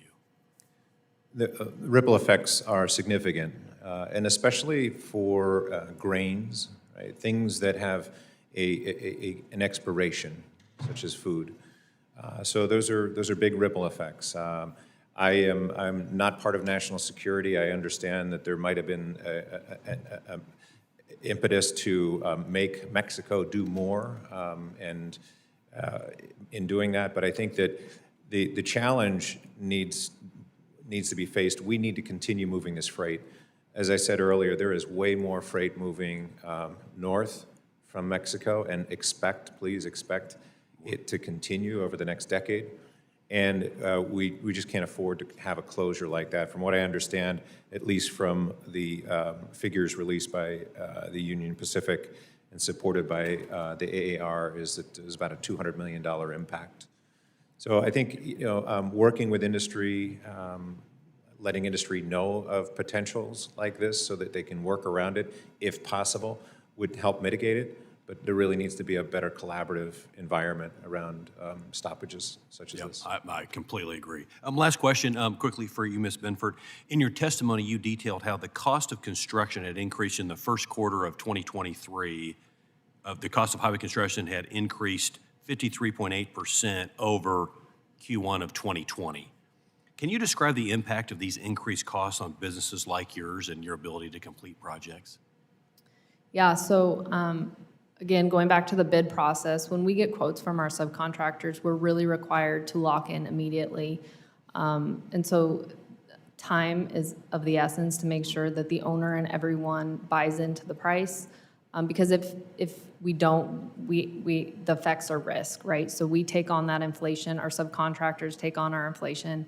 And ultimately, I can tell you that there's been a lot of subcontractors who struggle with this, right? If we don't tell them, yes, you've got the job, and they don't buy materials immediately, they are affected by it.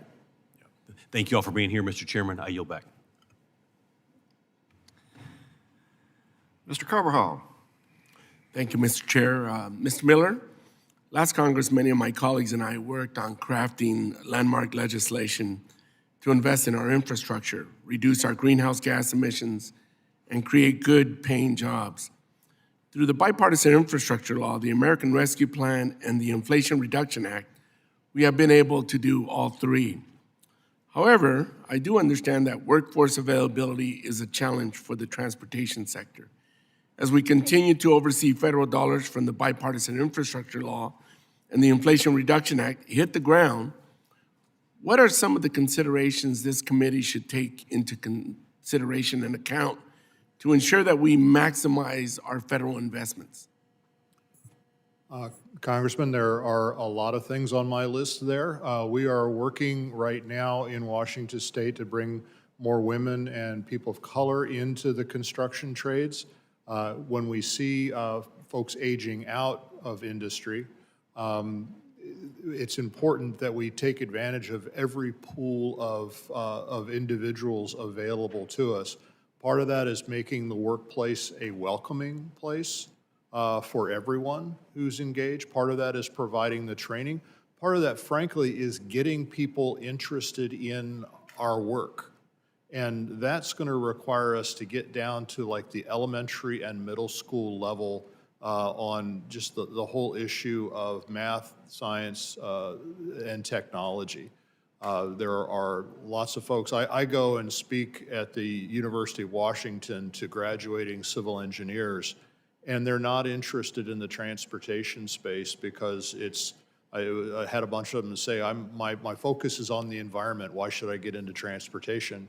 You talk to them a little bit and they figure that out, but we're not having those conversations. It's incumbent on industry to be reaching out. It's incumbent on our educational institutions to be reaching out.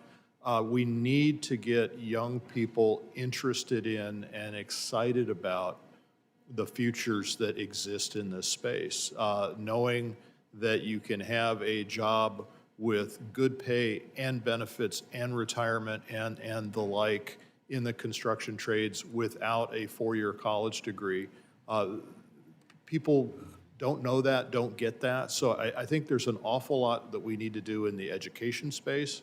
What we're able to do at the Washington State DOT with funding from the federal government and from our state legislature is directly engage with community colleges in Washington State, with church groups in Washington State, with labor unions in Washington State, with contractors in Washington State, with Native American tribes on getting the people that they care about, getting the people that they want to see succeed into the transportation space. So I would encourage the Congress, as you consider reauthorization, workforce is going to be huge. There needs to be resources there, but the resources need to be flexible.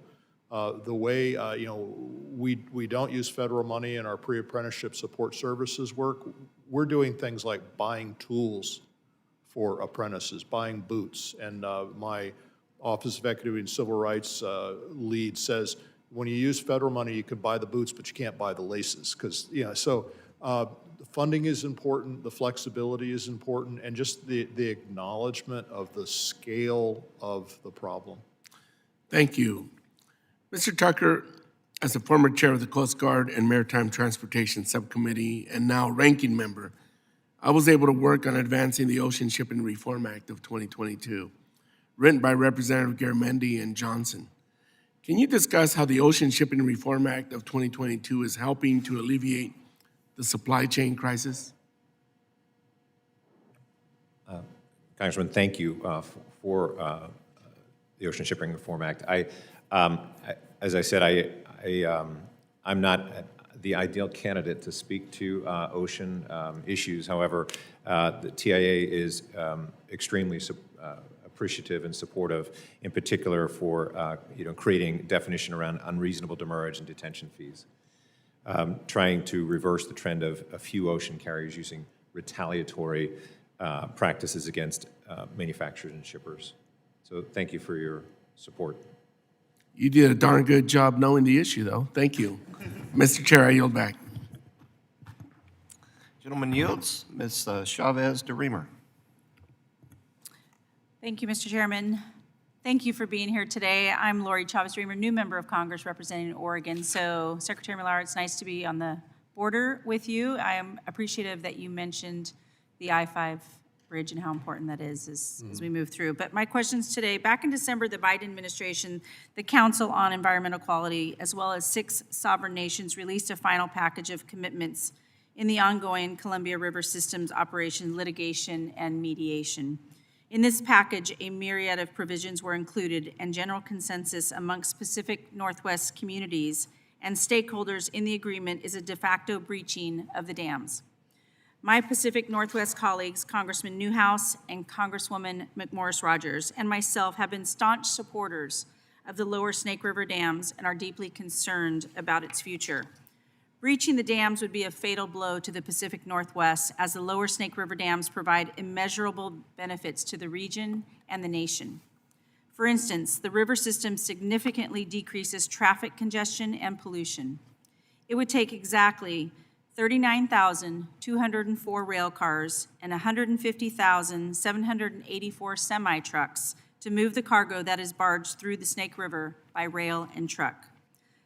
So, Mr. Marar, you mentioned in your testimony that the Washington State Department of Transportation works to maintain and improve local roads, railroads, and airports, which is an ongoing issue.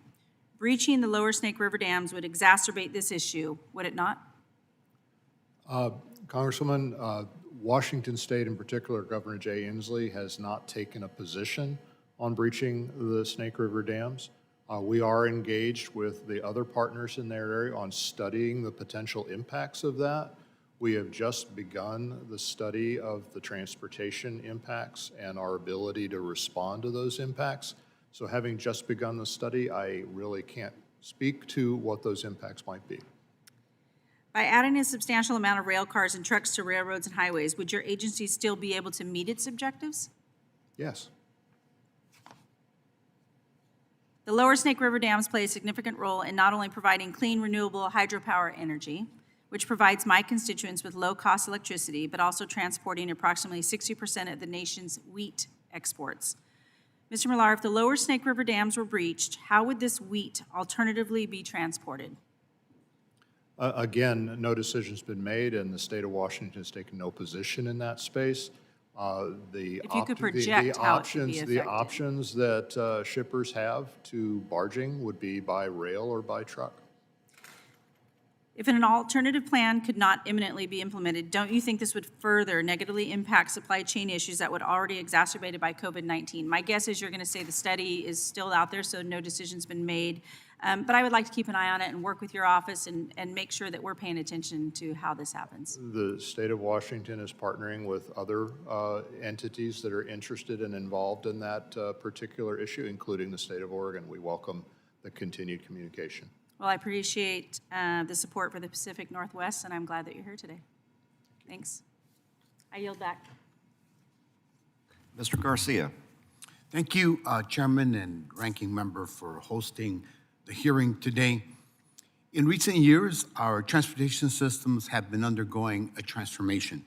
From the COVID-19 pandemic, which stunted many transportation sectors, to the historic IIJA funding, which renewed investment in modern infrastructure. In the Chicago area alone, we received grant funding through IIJA to make transit more accessible, improve commuter rail infrastructure, and deliver over 50 clean school buses to Chicago public schools. Reimagining a modern, resilient, and sustainable transportation sector will require us to examine our workforce. In 2022, I introduced the Giving Disadvantaged Business Opportunities for Success Act, which would strengthen opportunities for minority and women-owned businesses. I'm glad that DOT is finalizing a rule that would allow more businesses to qualify as DBEs. Ms. Benford, how would increasing the DBE network cap and streamlining the certification process benefit the construction industry and the larger transportation industry? Thank you. As I mentioned before, DBEs are a big part of our program. We are required to use them.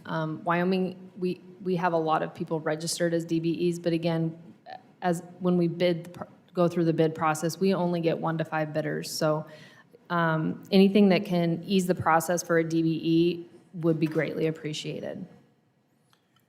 Thank you. Mr. Miller, continuing on the topic of workforce, your testimony mentions challenges recruiting sufficient workforce to keep up with the demand of infrastructure projects. Has Washington State DOT identified the factors contributing to hiring challenges, and how have you approached a solution to this workforce gap? Congressman, yes, we have identified some issues. Wages are an issue. Wages are going up in the private sector. We're not seeing the comparable increases in the public sector. They're somewhat restricted. The availability of people, it's a competitive environment. You know, in my organization, I have hundreds of snowplow operators. They're out there very busy as we speak. All of them have a commercial driver's license, and I am competing with the private sector. I'm competing with cities and counties and port districts. I lost a whole bunch of heavy freight mechanics just a couple of years ago to the folks down at Hanford, the federal government participating in the cleanup. They were paying more than us. So pay is an issue for us. Credentialing in the marine industry, we run the largest ferry fleet in the United States, about 24 million passengers a year, and we operate 21 boats up to a boat that carries three that carry 202 vehicles and 2,500 people. The crew on those boats, to apply for a job, you have to have a transportation worker's ID card, which requires a background check, which takes time and money that people don't have when they're looking for work. So we do a lot in that space to provide better educations. We're again reaching out to high schools, maritime academies, getting young people involved and stepping up and getting that credential so that when a job becomes available, we can move them to it. We've had to move training in-house. I used to hire people with the CDL. Now we hire people and train them on our dime. In the marine industry, to advance in Washington State ferries, you used to have to take all of the training on your own time, and you had to pay for it yourself. We've brought that in-house as a way to bring people in.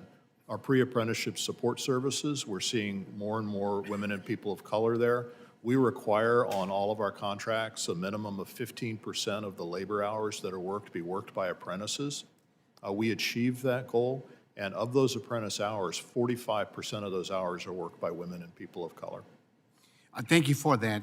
As you have stated in your remarks this morning, it's important that we be inclusive and especially mindful of those who have been left out of these job opportunities. What do you think Congress needs to do to ensure that recruiting is inclusive and diverse? And you got about 5 seconds. You know, I believe the statute is in place. It can always be improved.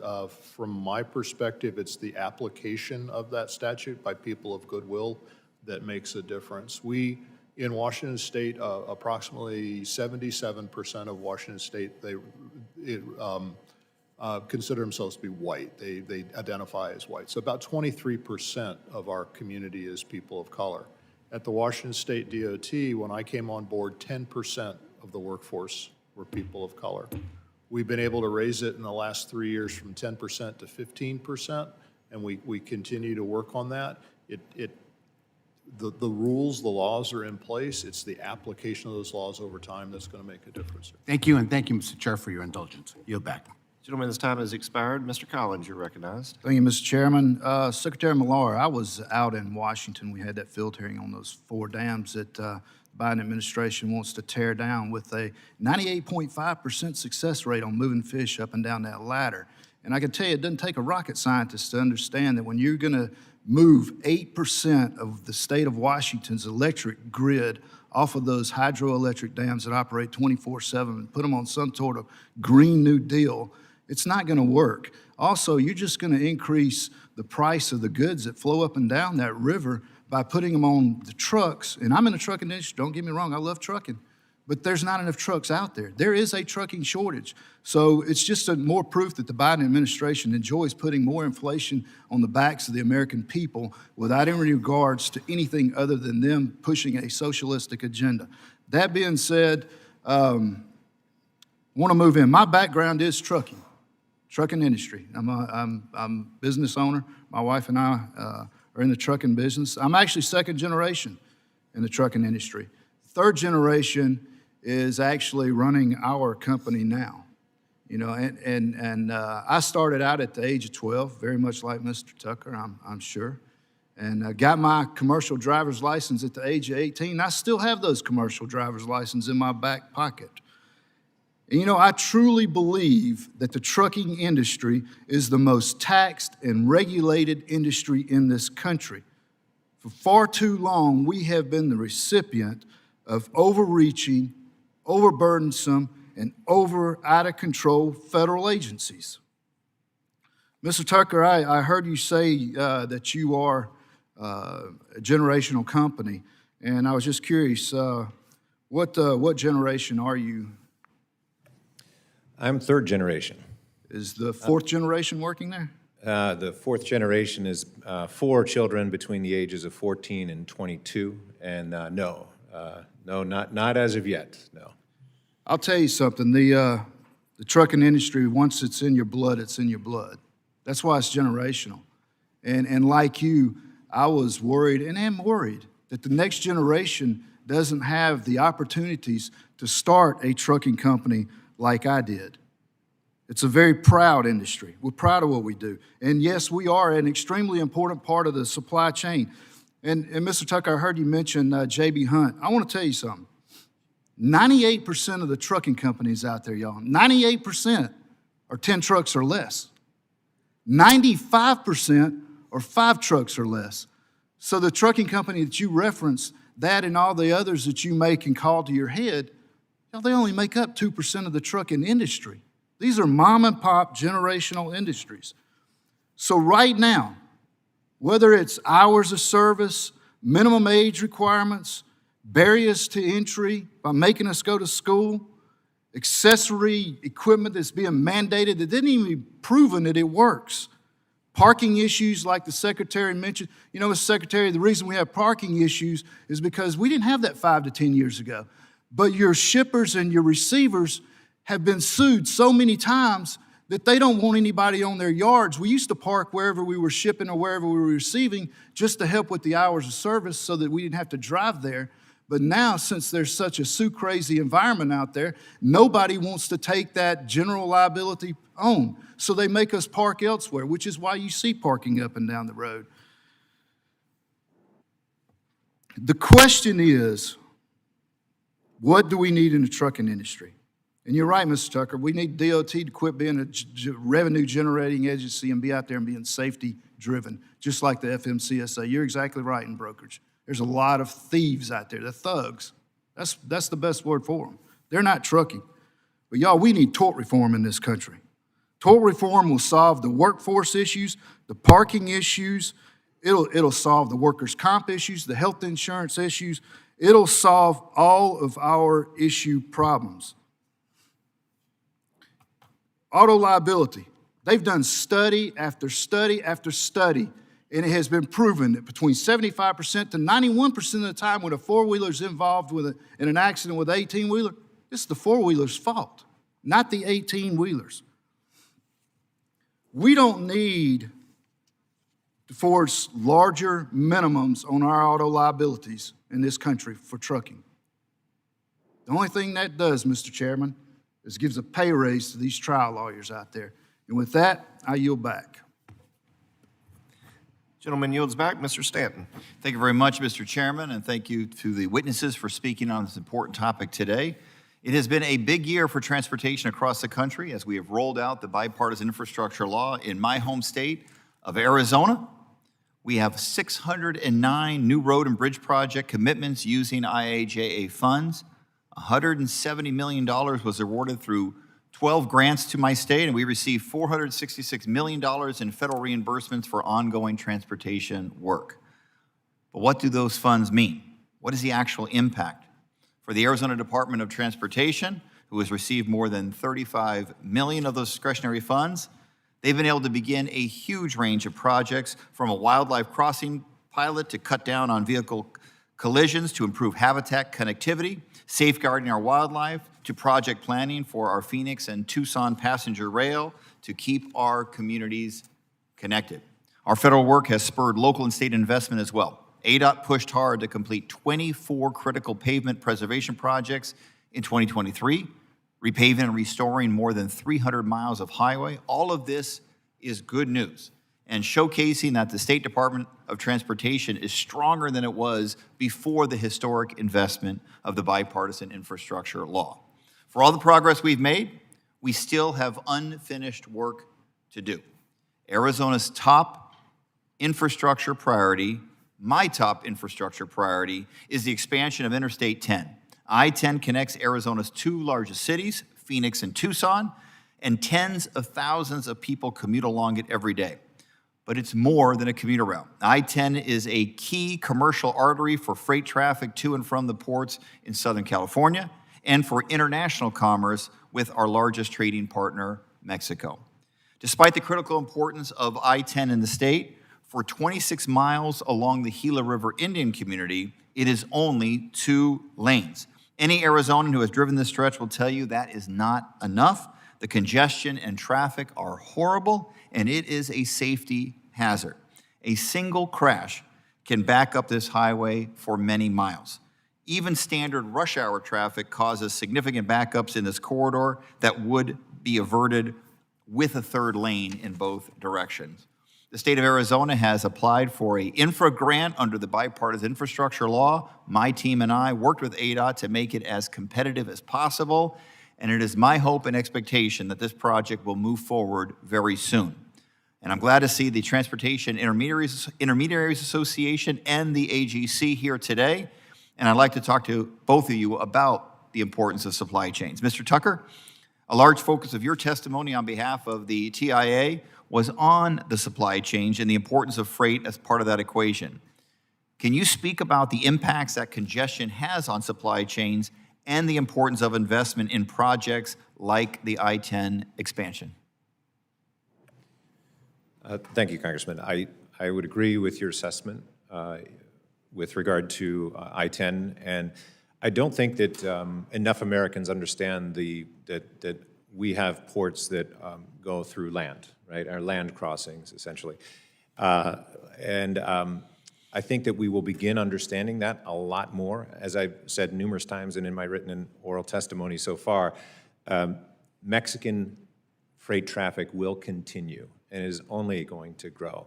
And we really have to tackle that, right? So anything that represents a bottleneck, such as what you've described, and there are others, but clearly you've got a key one there in Arizona. Anything that slows that down, it increases costs to consumers. It increases costs to the retailers who pass it on to the consumers, and especially with regard to things that may spoil, such as food. These are, we have, and I think we should really appreciate it, and I don't think we always do because we're always talking here about what's needed in infrastructure. We have the greatest delivery system in the world, this country, and we just need continued investment and continued collaboration, bipartisan work in this committee. This is a wonderful committee, and I thank you guys for being on it. Thanks to all of you. But we've got work to do. Thank you. Yeah.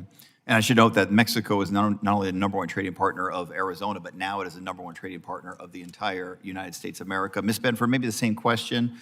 How commercial arteries like I-10 play a role in bettering supply chain costs so we can improve I-10? So in Wyoming, we have a similar artery, I-80, that goes through our state that I would just echo what Ms. Tucker said. It's very vital that these supply chains are dependable and that we can get what we need on time so that we don't delay our projects. I appreciate those great answers. And with that, I yield back. Mr. LaMalfa. Thank you, Mr. Chairman. I have a quick one for Secretary Miller. I guess in your position up in Washington, that makes you king of the road, huh? Yeah. Okay, I did it. So I've heard that before, sir. I know you have. Probably half the people here don't know what I'm talking about. Anyway, so threw it out there. I share I-5 with you in the northern part of my state in California as well, and I just wanted to ask you, what is the price of that bridge you're talking about over the Columbia? Is that right? That's correct. Somewhere between $6 and $7.5 billion, sir. Okay. we're having a discussion on the I-5 just north of Reading there. The Pitt River Bridge, as you know, sometime within 20 years might need a look. So anyway, thank you for that. I want to come back to Mr. Tucker here on talking about California Air Resources Board and how individual states are causing things to not be very seamless with seamless with interstate commerce and the regulations.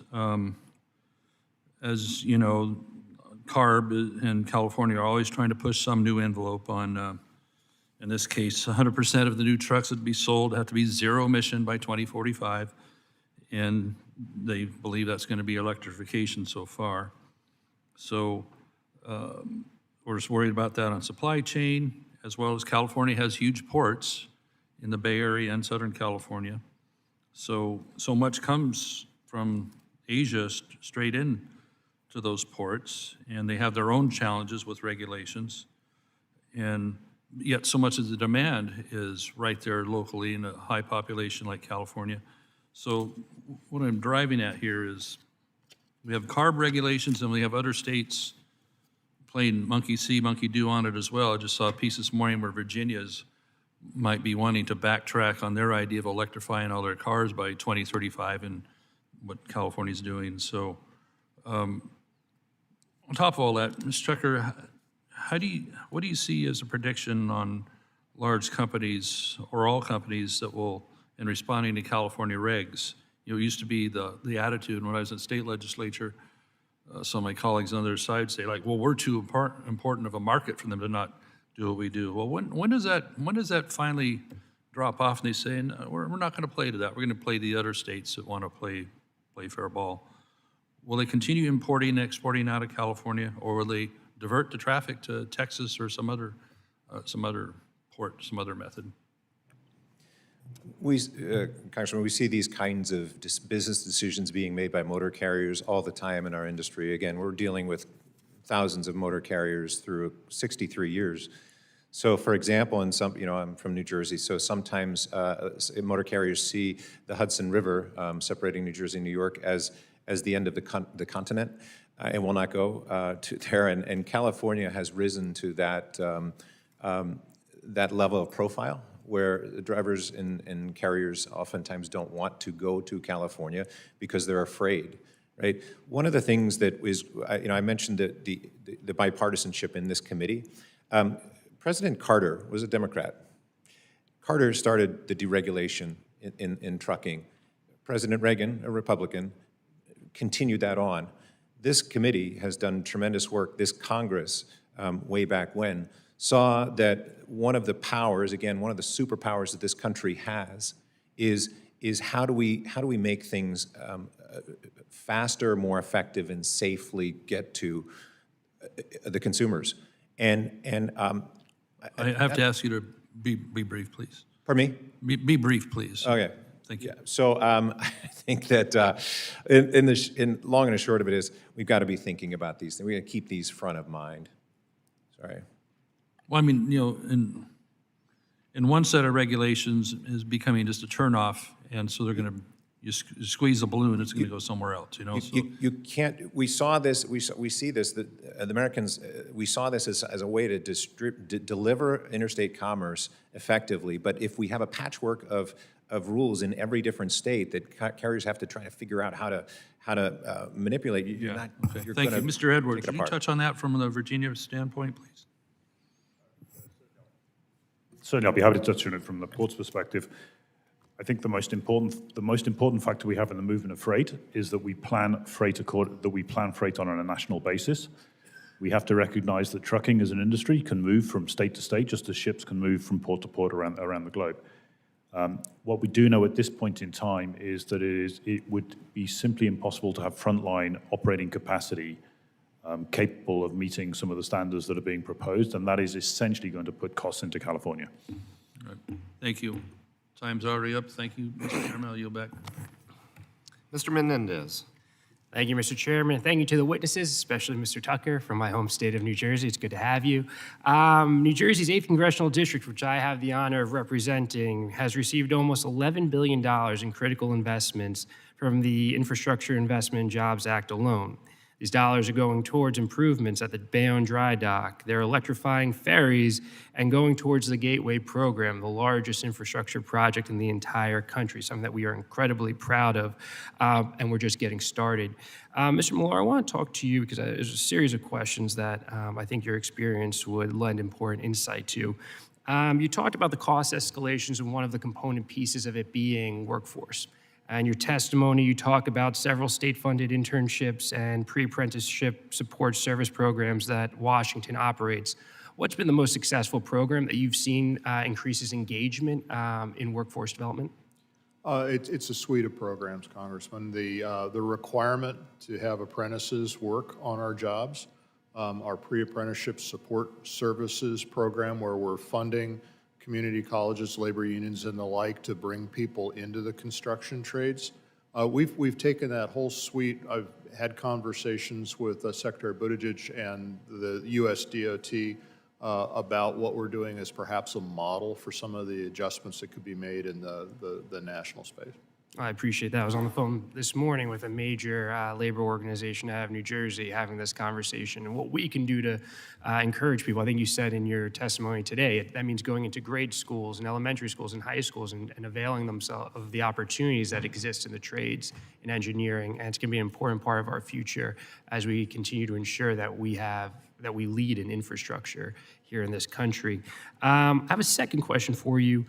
We've seen it in New Jersey and the greater region in terms of changes in what work schedules look like and the impact that those shifts have had on public transit agencies and the funding that they receive from daily tolls that now people have adjusted to work from home and less consistent travel to and from work, which has impacted the revenues at a lot of public agencies. Wondering what your experience has been in Washington and partnering with local transit agencies. We have partnered with local transit agencies from the get-go. We are a major funder of our more rural, smaller agencies, and we partner with King County Metro, Sound Transit, the big ones in the Seattle area. What we're seeing on our highways is the total volumes haven't changed, but the time of day has. What we're seeing in public transportation, what we're seeing on the Washington State ferries, is that people who can work from home, who choose to work from home, are changing their travel patterns, and they're not traveling during the peak hour. So how do we as service providers adjust our schedules to meet the needs of the community as the community adjusts theirs? That's an important thing, particularly for the large transit. For the smaller transits in Washington State, my experience is 25% of Washingtonians don't drive. That's almost 2 million people. And as our population ages, more and more people are hanging up their car keys for the last time. So whether you're in rural Washington or suburban Washington, how do you maintain your independence, your dignity, and your quality of life without the ability to drive a car? That's public transportation, and those are investments we're making in very, very rural places right up to the downtown in Seattle. Yeah, absolutely, and continue to ensure that we're leading in public transit because there is a movement to be less reliant on cars, which is something that we all want to encourage. So I appreciate your work there. Just a quick question on ferry electrification. We've seen it in New Jersey where we're supporting several entities in the district that are looking to move their fleet to an electric fleet. What are some of the successes and challenges you've seen having one of the largest ferry operations in the country? The largest. The largest. But yes, it has been a challenge and an opportunity. We're currently converting one of our largest boats to a diesel-electric hybrid. There's been a lot of people concerned about the cost of that. That boat's 30 years old. We launched it 30 years ago. We're trying to get 60 years out of it. It's in for an overhaul right now, an overhaul that was scheduled day one when we launched it. But rather than replacing all 4 of the diesel motors, we're replacing 2 and we're putting batteries in. That comes at an increased cost, but over the life of that boat, we're going to save $60 million of the people of Washington's. So telling the story has been difficult. Getting power to the dock has been difficult. And we're with our partners and with federal support, we're making that happen. Well, no monopoly on a good idea, so look forward to partnering with you, and I yield back. Thank you so much. Mr. Stauber. Thank you very much. I appreciate the comments by our witnesses today. Many of you have praised IIJA. What I think you really are praising is the idea of IIJA.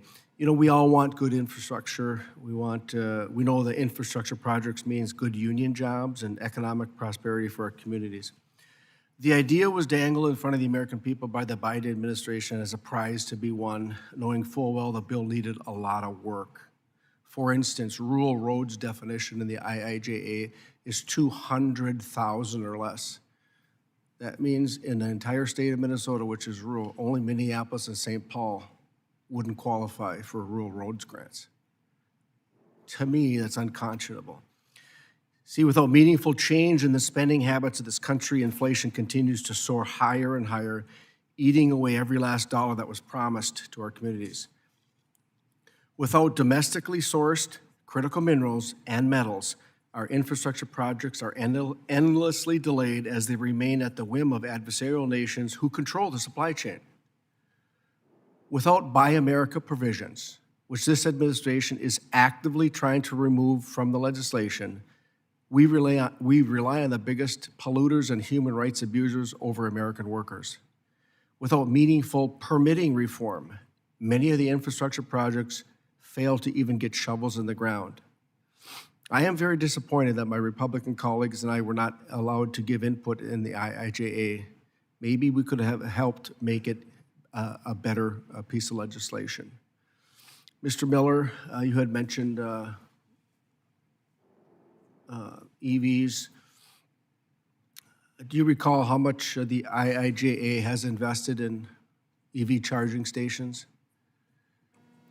In our state, Congressman, $76 million in formula funds. Overall? I don't have it. $7.4 billion. It's been over 2 years since the legislation has been enacted. Do you know how many EV charging stations have been placed around this country with that investment, that money? I know the first ones were placed in Ohio. I know in Washington State, we have yet to use federal money to place some chargers, but we have been. You're exactly right. installing. One in London, Ohio. One. $7.4 billion. One in London, Ohio. And the same administration is trying to remove the Buy American provisions for EV chargers. You know why? Because they don't want to domestically mine. They would rather enter into agreements with the Congo, where 15 of the 19 industrial mines are controlled by the communist country of China, who use child slave labor. The district that I represent, Northeast Minnesota, has the biggest copper nickel find in the world. Union labor and this administration just pulled the leases for purely political reasons. They want to remove Buy America provisions so that they can get these minerals for the EV charging stations on the backs of children. No environmental standards, zero labor standards. Mr. Tucker, can you share the vulnerabilities you have seen with our supply chain, particularly in our over-reliance on China? Congressman, what was the last part of that? Can you share vulnerabilities you have seen with our supply chain, particularly in our over-reliance on China?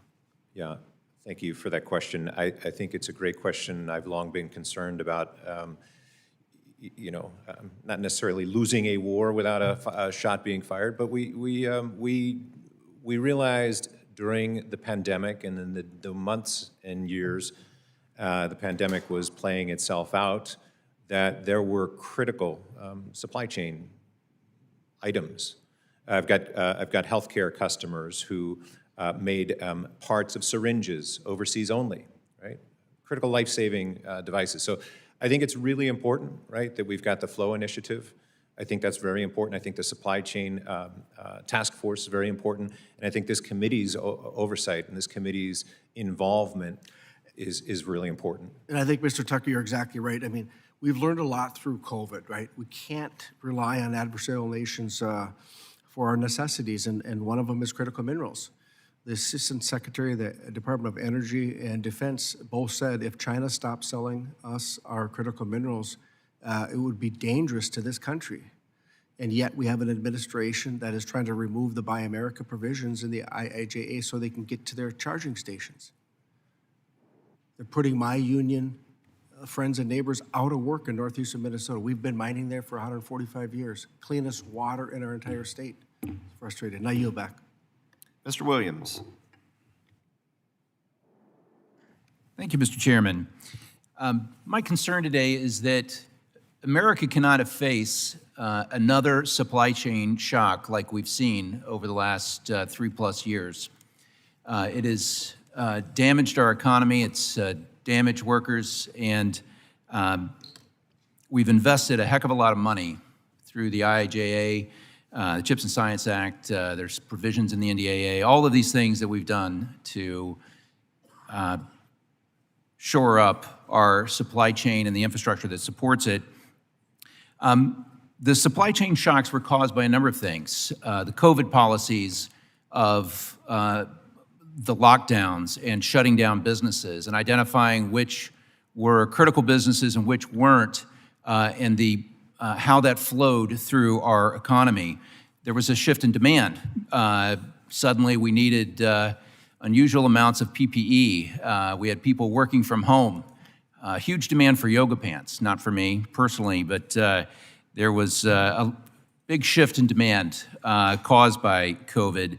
And then we had really irresponsible levels of stimulus by the Biden administration that shifted consumer habits and consumption patterns in ways that created an artificial scarcity through all of that stimulus. And there's things that we can't anticipate, like the Ever Given ship that blocked the Suez Canal for several months and causing this cascade. We're seeing an echo of that with the Houthis in the Red Sea, changing supply lines, forcing ships to take longer routes. It's not just ships taking longer routes. All of those ships are carrying inventory. And if the route is longer, that means more inventory is needed and is at sea. And it has an effect when it arrives in port and when perhaps they all arrive at the same time and we end up with the enormous backlogs like we saw off of Long Beach, for example. My hope is, in a very brief conversation with you, that we can try to just get a pulse of how things are going. The things that I'm excited about is reshoring of some of our manufacturing, certainly shortening the supply chains. The CHIPS Act is critical in how that flows through, particularly for chip production in the United States and in my district for Micron.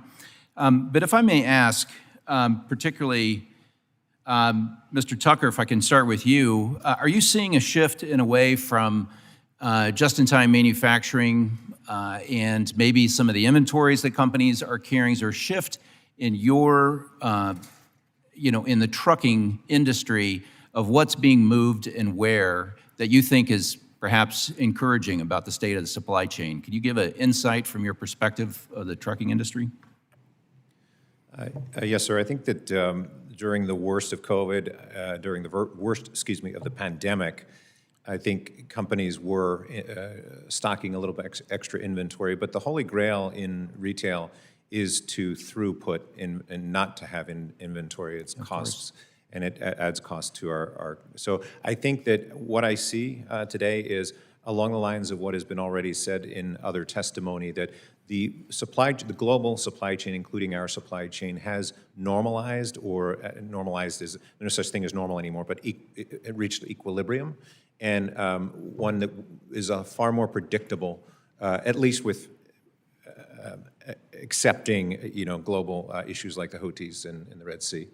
Well, there's shocks that we can't anticipate. I think that's part of what we're trying to avoid and what a lot of this investment has gone to. Mr. Edwards, can I actually focus the same question to you? Are you seeing changes in what's passing through your port in terms of where it's coming from, how long it takes to clear, and what the throughput is? Is there encouraging signs there? Congressman, very encouraging signs. The fluidity of all ports is much better than it was in the days of the pandemic. So the dwell time of cargo is considerably lower, which tells you that the supply chain beyond the ports is all working well. And I do believe that a number of ports, ourselves included, are making large investments to allow for surges, shocks, et cetera. So I think the best operating ports are running exceptionally well.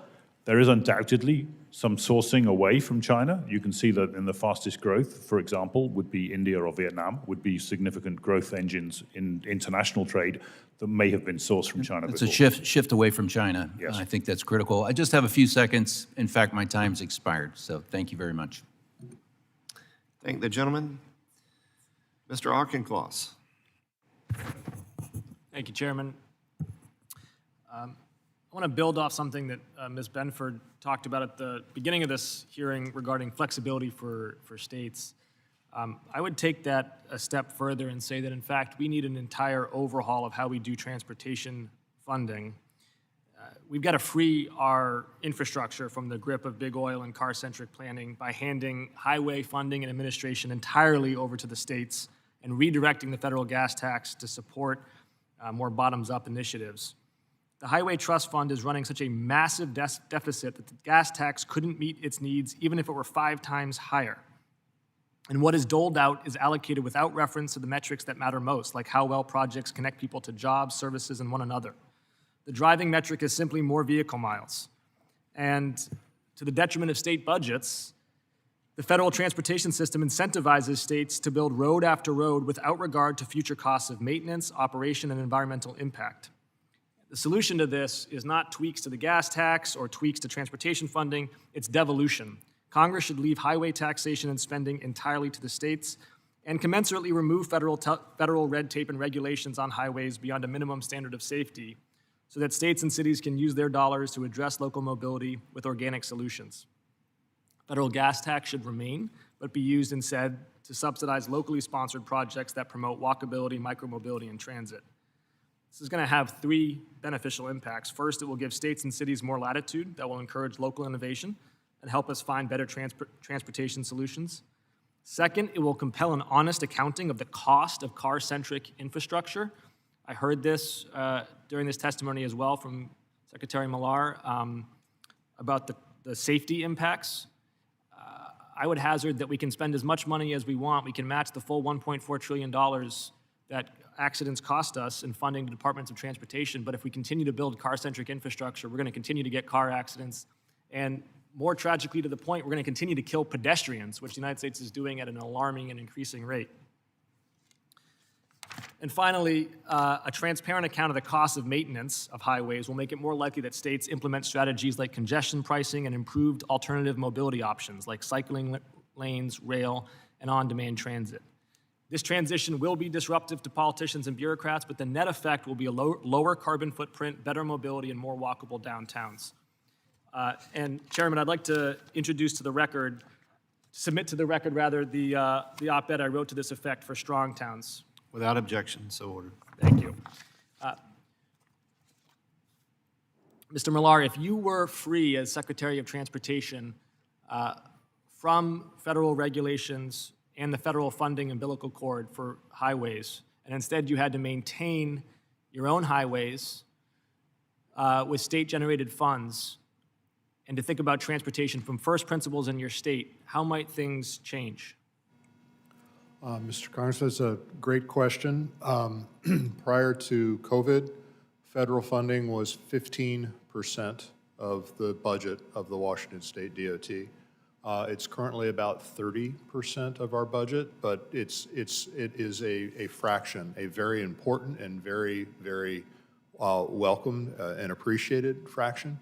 But there are 2 things I don't do as Secretary of Transportation in Washington State. I don't appropriate the money, and I don't set policy. That's done by our state legislature. Our state legislature in the 23-25 biennium has invested $406 million in public transportation, invested $150 million in active transportation, invested substantially in decarbonizing our fleet. We're working with transit agencies across the state on decarbonization. If there's one thing I could do, and I've asked the legislature to consider this as they move forward, we have about 1,100 miles of highway, state highway in Washington State that go through population centers. Not the limited access freeways, but you mentioned strong towns, the STROADs. the roads. You're a Strong Towns I am reader. familiar with Strong Towns, yes. That's terrific.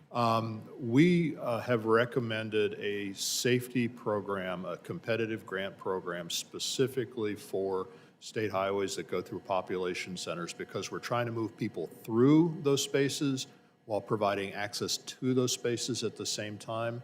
And the need for pedestrian and bicycle and automobile safety investment is huge, because the fatality rates on those highways are twice the state average. Yes. The serious injury rates on those highways are 3 times the state's average. Yes. Unfortunately, it's going to persist for so long as the federal government continues to incentivize car-centric highway infrastructure, as opposed to empowering states to connect people to jobs and services through the multitude of modalities: walking, cycling, micromobility. We need to let the states run their transportation systems and not be subsidizing automobiles. Yield back. Ms. Malloy. First of all, thank you all for being here. This has been a long hearing.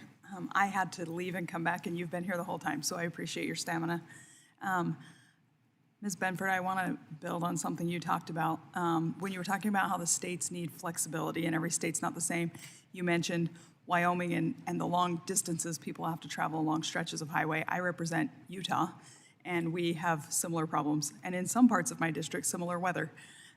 So I'm just going to put in a shameless plug here. I have a bipartisan bicameral bill called the More DOT Grants Act that would help address some of the problems you talked about with states being unable to meet the matching requirements for some of these grants, particularly in rural areas and rural areas with a lot of public land where they don't have the tax base to come up with the matching, but they have the same need to maintain roads.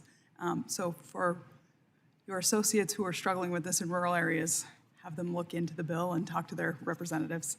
But I agree that states need flexibility. Not all states are the same. One of the things that I think applies to everybody, and I want to hear from everyone on the panel about this, that you talked about, Ms. Benford, is CEQ and the slow permitting reform. Permitting reform is one of the things I love to talk about. I think there are a lot of things we could do that would not be environmentally harmful at all, that would save the taxpayers a lot of time and money in process. So I just want to go down the panel, starting at this end and work to the other end.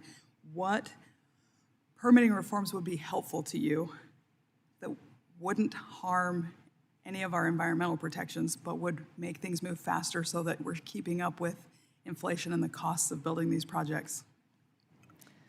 Thank you for that question. I would agree that the CEQ did have good, implemented a few permitting efficiencies, and I think that that's important that we take those to heart, like setting deadlines, page limits, and making sure that we actually answer the questions in a timely manner so that the projects can proceed.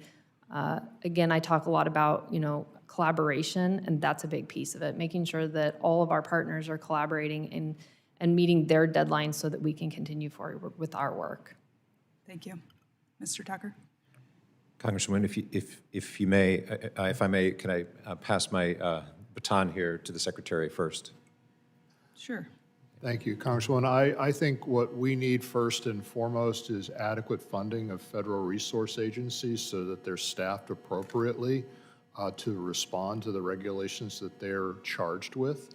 What I find quite often, it's not the regulation that's slowing us down, is that there's nobody there to review the data and get the report done and get the work taken care of. So yeah, I think the rules are the rules, but what slows me down is when we actually, as a DOT, we provide our funding to resource agencies so that they can staff and do the work they need to do for us. If they were funded and staffed appropriately, I think you'd see things move a lot faster. I've seen the same problem in projects that I've worked on, and I appreciate the answer. I would submit that if the permitting regulations weren't so onerous, we wouldn't require as much staffing time. And so we could solve that problem on both ends. Thank you.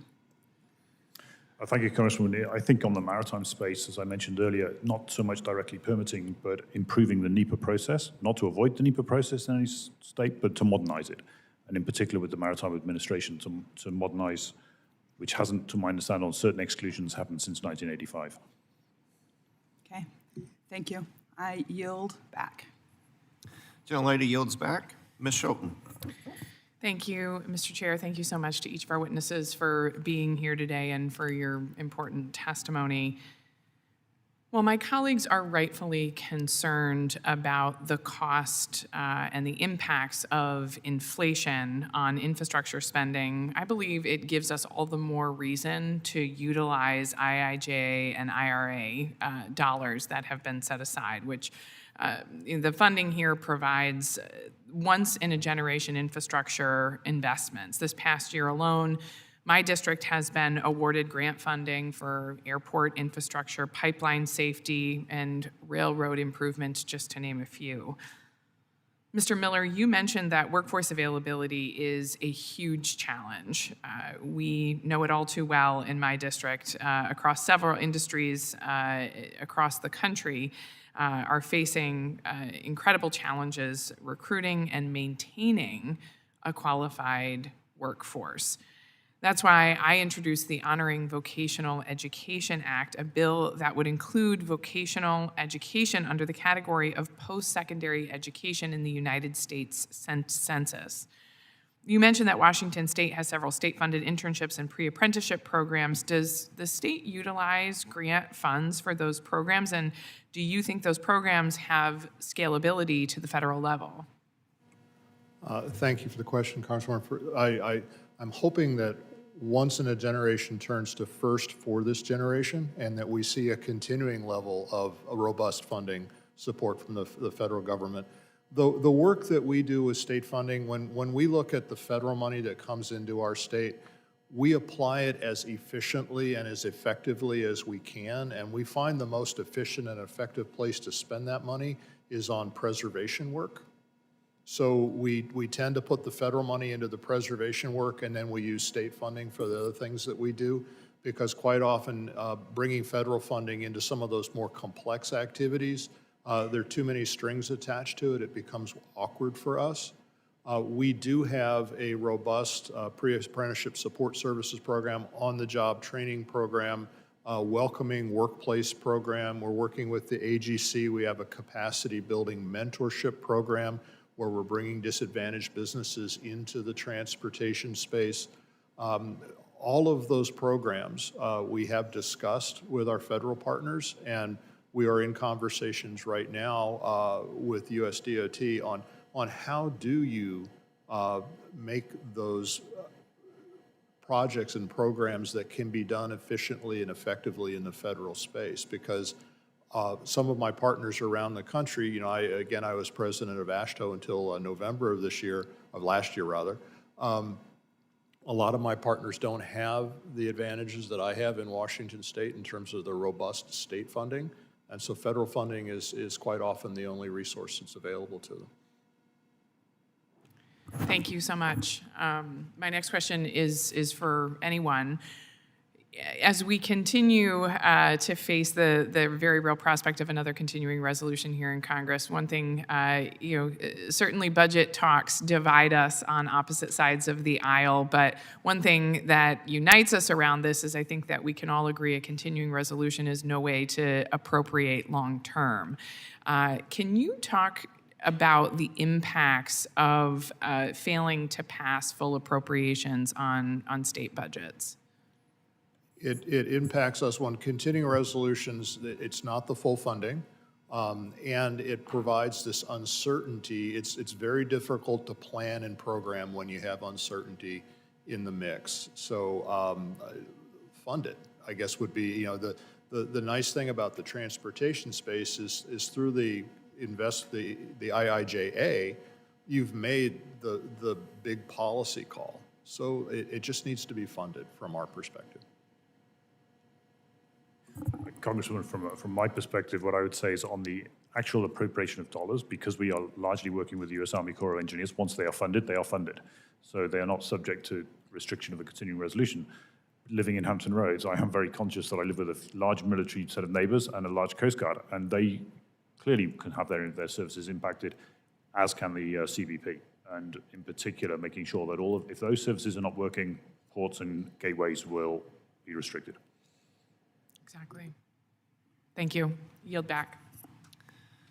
Mr. Diaz-Esposito. Thank you, Mr. Chairman.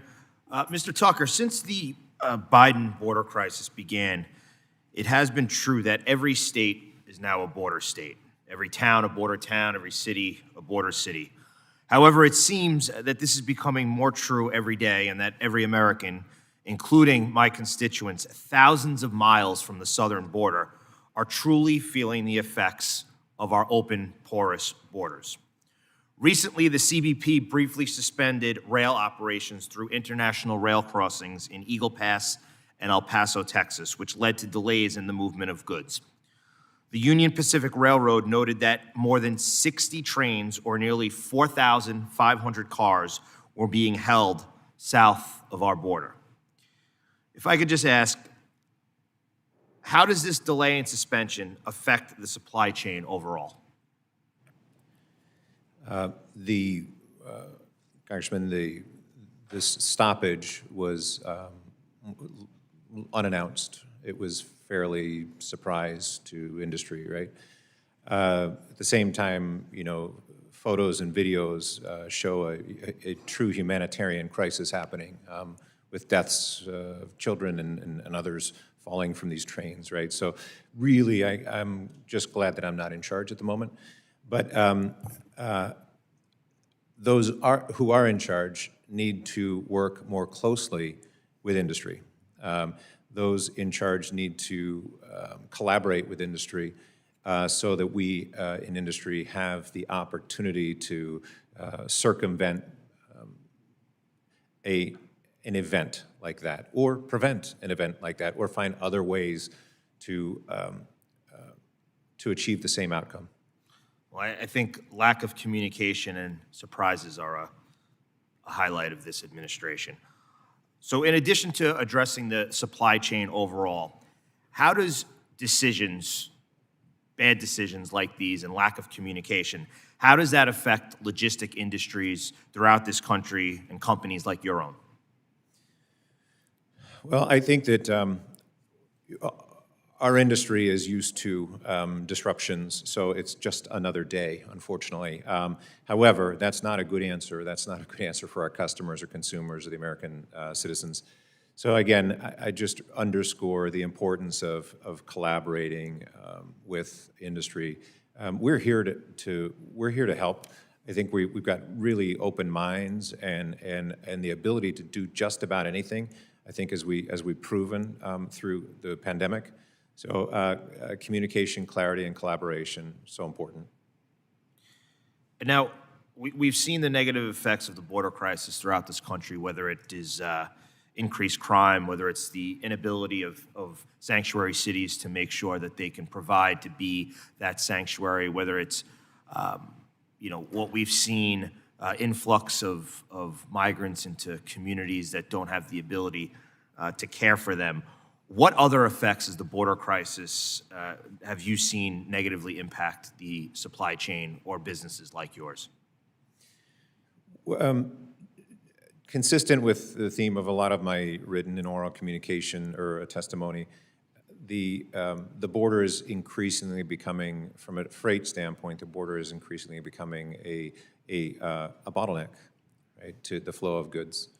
The good news is we won't have to wait a couple weeks for a lot of our products to come from China. We can ship them up by train, we can ship them up by truck, or we can create them in our own country, which is also happening, right? Which is wonderful to see. So I think making sure that we invest in that in those thoroughfares and that they keep moving is important. And I know that you mentioned in your testimony, we briefly touched on fraud. And you mentioned that these were bad people, and you said that fraud is a growing problem in the supply chain, costing nearly $1 billion for American consumers. You also mentioned how the Federal Motor Freight Safety Administration has fallen short on enforcing laws or investigation complaints, often leading to malicious actors not facing consequences. What are the most common types of fraud that you're seeing in your industry? We see bad actors just flat-out criminals masquerading as a trucking company, accepting loads as a trucking company, pretending with the same address, same area code because you can buy them for cheap, and making it look almost like you're the motor carrier. We see that. We see bad actors pretending to be brokers, offering loads. We see part of two different freight crime organizations, and we see lots of criminal organizations surveilling shippers with valuable goods and trying to steal the trailers and/or tractors. I think this is another example in our country where those need to be held accountable that are violating the trust of people. So hold the faith, keep the faith, and I yield back. Mr. Day. Thank you, Mr. Chairman. Secretary, I wanted to ask you a couple of questions, and being from the East Bay of the San Francisco Bay Area, very directed at your earlier comments about Highway 5 and putting the infrastructure on renewables and matching it up to alternative fuel fleets, both heavy duty and cars and trucks. So you mentioned we work on the spine, Highway 5, up and down the West Coast, but then for people like me to get to the Port of Oakland or to get to the urban areas, getting through restricted geography, which is not dissimilar to some degree from Puget Sound, not just Highway 9, but how you envision connecting Highway 5 to the urban areas, particularly, Seattle, Portland, San Francisco Bay Area, and Los Angeles, San Diego. In the context of alternative fuels. Yes. So that new generation of energy, how do we make sure it's connected, including with the public sector? One of my admonitions in this committee to the Secretary and others is let's put it where the market is. Yeah, we are working on charging stations along the I-5 corridor, along the I-90 corridor. I'm sure down in California you're on the I-80 corridor as well, for light trucks and passenger vehicles, and building that system out as we go, working with the Metropolitan Planning Organization on a regional plan for the central Puget Sound. In the freight space, we're working with industry and with our partners in Oregon and in California. We have the privilege of, PACCAR is headquartered in Washington State, and I've had the opportunity to drive their new fuel cell trucks and the like. The technology is there. We have a cost problem right now. So, one of the things we're doing is we're working on where can we intercede and make those trucks more affordable for drayage companies and the like. And the other is putting the fueling in place. We are blessed with abundant hydropower in Washington State, which gives us a great opportunity to produce hydrogen at low cost at the dams. So all of that work is going on, and we're, again, collaborating with Oregon and Washington. We have the West Coast Electric Vehicle Highway in place. We have the West Coast Heavy Vehicle Highway in place. With the IIJA, we're getting federal dollars into the vehicle charging and into research and the like. So a lot of progress in that space. These things take time, though. And secondarily, the workforce that does this. Our renewable portfolio standard in California, when I was in the legislature, the IBEW benefited from that greatly. Not all unions or non-union people did, but just because of the nature of that. The nature of deep water ports on the West Coast and the Pacific Rim, and energy. I have 4 fossil refineries in my district. Transitioning that workforce with the same map that we look at financing for transportation and regulatory efforts for air quality and the $380 billion in the Inflation Reduction Act, the Davis-Bacon provisions in the infrastructure bill, just looking at between your labor department and your transportation people and your resource people. California, we struggle with this time because we're a big state, is getting everybody to coordinate because there are plenty of jobs, as I look at it, when we transition the workforce, and it's not just the IBEW. Could you speak to efforts that you're doing either in Washington State or in collaboration with your partners to make sure that the workforce, there's a clear transition that's healthy for the economy, not shutting off fossil fuels, but that transition and that partnership?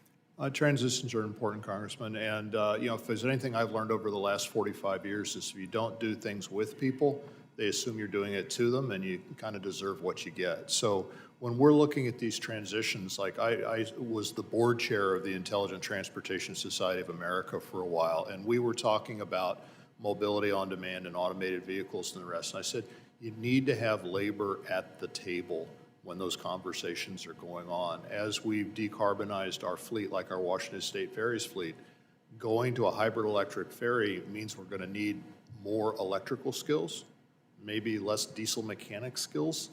Diesel mechanics are concerned, bring them to the table, have those conversations together. There are plenty of opportunities if we work as a team. Well, and you talk to a steel worker or a UA member or a Boilermaker, it's even more of a transition, and they're concerned, as they should be, but their jobs are still valuable, and doing the transition right, you've got a lot of experience at. So the modeling you've done is valuable to us, and to the degree that you can inform us on how we can make that more effective, that would be appreciated. I yield back. Mr. Owens. Thank you, Mr. Chair and Ranking Member. First of all, thank you for your insight. It's been very informative so far, and obviously have a lot of work to do. The Biden administration has failed to address, let alone acknowledge, the crisis of our border, our southern border, as has been spoken today and talked about. Has led to shutdowns of essential rail crossings, threatening billions in cross-border rail traffic commerce that fuels our economy. As President Biden continues record spending on taxpayer dollars on woke policies, our critical infrastructure remains compromised. We see bike lanes being prioritized over building and shoring up our bridges. We see charges for EVs that only a minority of Americans can use, prioritized over a robust, consistent electric grid that every American needs. We see the Biden administration's Department of Transportation clearly picking favorites by allocating funding for deep blue inner-city rail projects, while at the heart of our nation, our rural communities are increasingly falling behind. Across my district, small businesses and corporations depend on a state-of-the-art infrastructure that supports the easy, convenient, and consistent movement of goods, services, and people. This ensures successful businesses and the growth of a robust, successful middle class. Instead, the Biden administration is giving us a crushing woke regulatory agenda. This is for everyone, and I'm going to start with Mr. Edwards. Each year, 32,000 CBP officers provide trade enforcement at 328 ports of entry, processing more than 24 million containers by sea, truck, and rail. In Utah, we're innovating to execute a bold vision of an inland port authority. As this committee and transportation industry looks at modernizing the way we trade, how do inland ports fit the objective to improve trade, minimize supply chain bottlenecks, and hold China accountable? Mr. Edwards, we start off, please, with you. To be clear, Congressman, your question was how do inland ports assist in the process? So at the Port of Virginia, we operate 2 inland ports, one in Richmond and one in Front Royal in northern Washington, and we are looking at a further one in Southwest Virginia. The way it helps with supply chain is the speed with which we move the goods through the seaport. So we're taking them away from the largest nodal point. The cargo is moving through the largest nodal point as fast as we can, and then it can move in bond, and then allows for CBP to do their work at a further inland location. That still requires that cargo to go through screening because it is coming into the United States at first port of entry, so it will be screened at the first location from a safety perspective. But it is the fluidity that it provides into the supply chain is where the benefit is. Okay, thank you. Ms. Miller?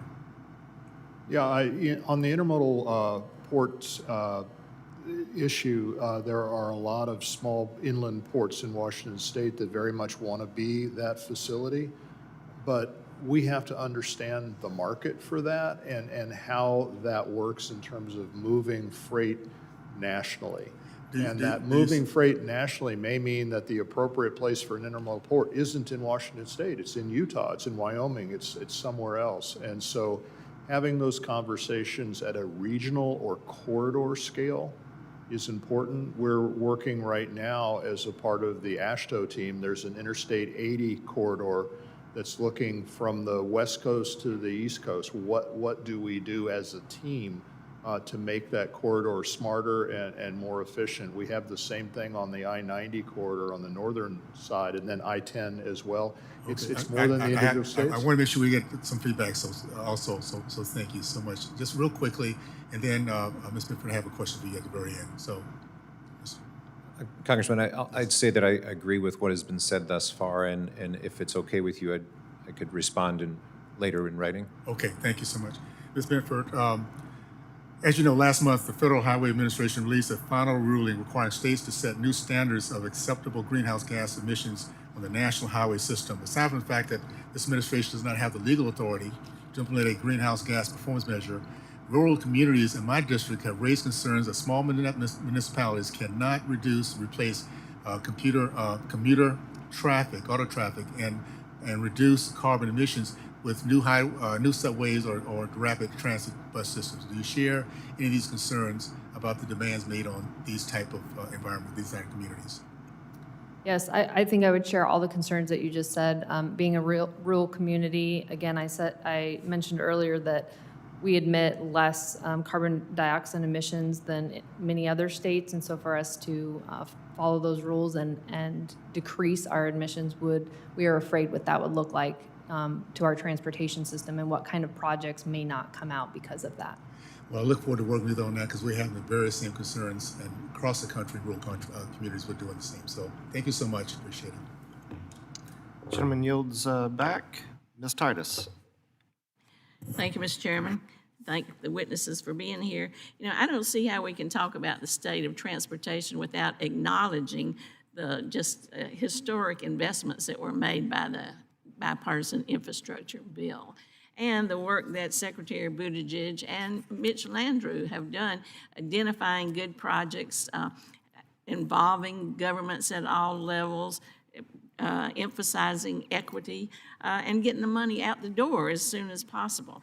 I represent Southern Nevada, Las Vegas primarily, and I have been working for many years, since 2001, to get a speed train between Las Vegas and Southern Nevada. And now that's become a reality. We had $3 billion appropriated out of this bill to start this speed train. They expect that it'll be done in time for the Olympics in Los Angeles. We have labor agreements in place. We also have done the environmental studies. It's about ready to break ground. And listen to how it will be such a game changer. It's going to generate over $10 billion in economic activity, reduce carbon monoxide emissions by 400,000 tons, create more than 35,000 construction jobs, most of which are labor jobs, good paying, good benefit jobs. So that is certainly a benefit that we have as we talk about the state of transportation.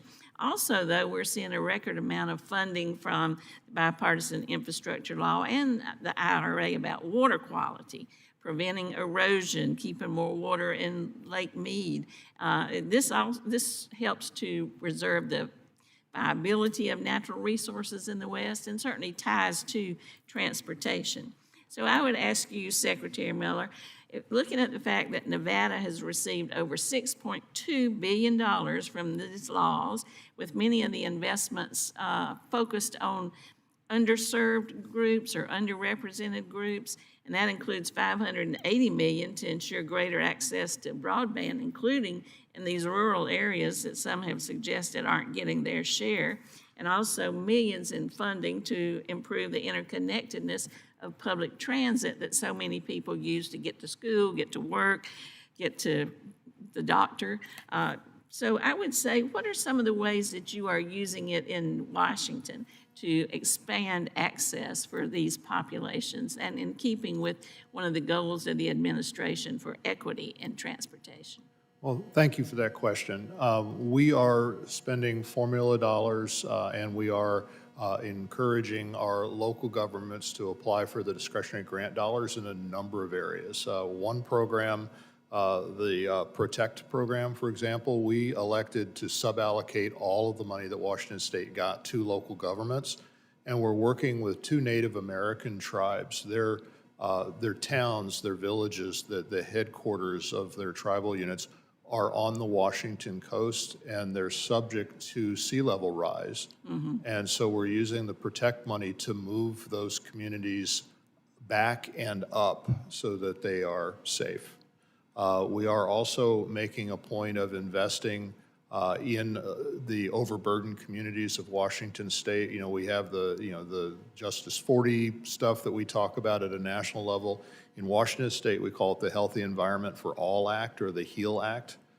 that requires us to put an equity lens on every expenditure that we make. So the money we're receiving for bicycle and pedestrian infrastructure is going into overburdened communities. The money we receive for public transportation infrastructure is going into overburdened communities. The money we receive for preservation work is going into overburdened communities. We put together a bridge program, a competitive bridge program for bridge rehabilitation and replacement for local governments, up to $25 million a project, no local match requirement at all. In 2023, we did 50 local bridges with that money.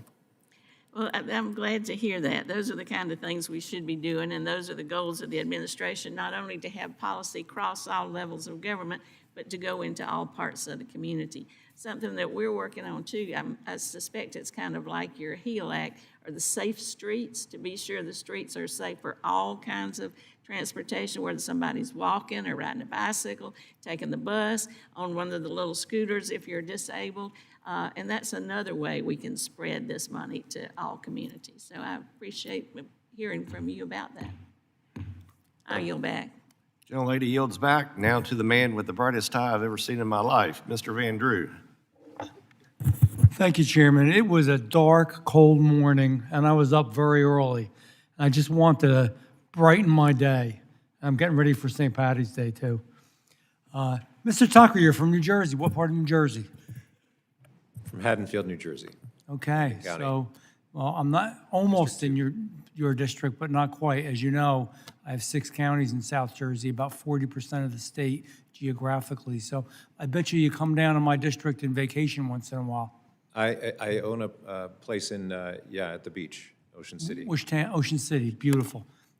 Glad to hear it. Spend a lot of money when you're there. Anyhow, thank you, Mr. Chair. Joe Biden, which is going to be an unusual tact I'm taking, but you got to follow me with this. He's let the southern border crisis get so bad that it is even affecting our nation's supply chain. This past September and December, there were 2 separate shutdowns of international freight rail crossings at El Paso and Eagle Pass, Texas. And there was no indication of when they would even reopen. These closures were due to an historic influx of illegal immigration. We all know it. We see it. There's over 8 million illegal immigrants, and a few more months have entered the country. 300,000 illegal entries just in the month of December. 300,000. At the current rate, the number of illegal immigrants in our country will exceed the population of our home state, the state of New Jersey, in as little as 5 more months. The administration is literally creating the 51st state and the 10th most populous, fully comprised of illegal aliens. These realities are contributing to the issues our supply chain faces even thousands of miles away from the southern border. It affects the entire country. In total, these rail border crossings account for roughly $34 billion in commerce. This is just one facet of our supply chain. How much more money does our country need to lose due to the effects of these illegal crossings? How much more evidence does this administration need before it will finally take action? Enough is enough. Mr. Tucker, my friend from New Jersey, this question is for you. How do these closures impact both security and our supply chain relating to the southern border?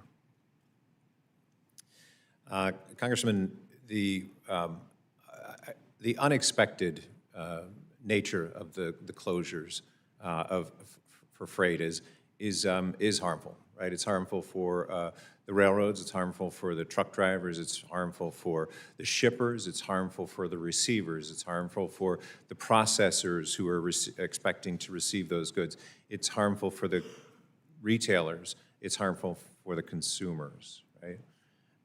There's a humanitarian crisis associated with what's happening down there, with individuals jumping onto the train, children and women and men and people of all ages. So as I said earlier, I'm glad that I am not the one in charge having to deal with this mess.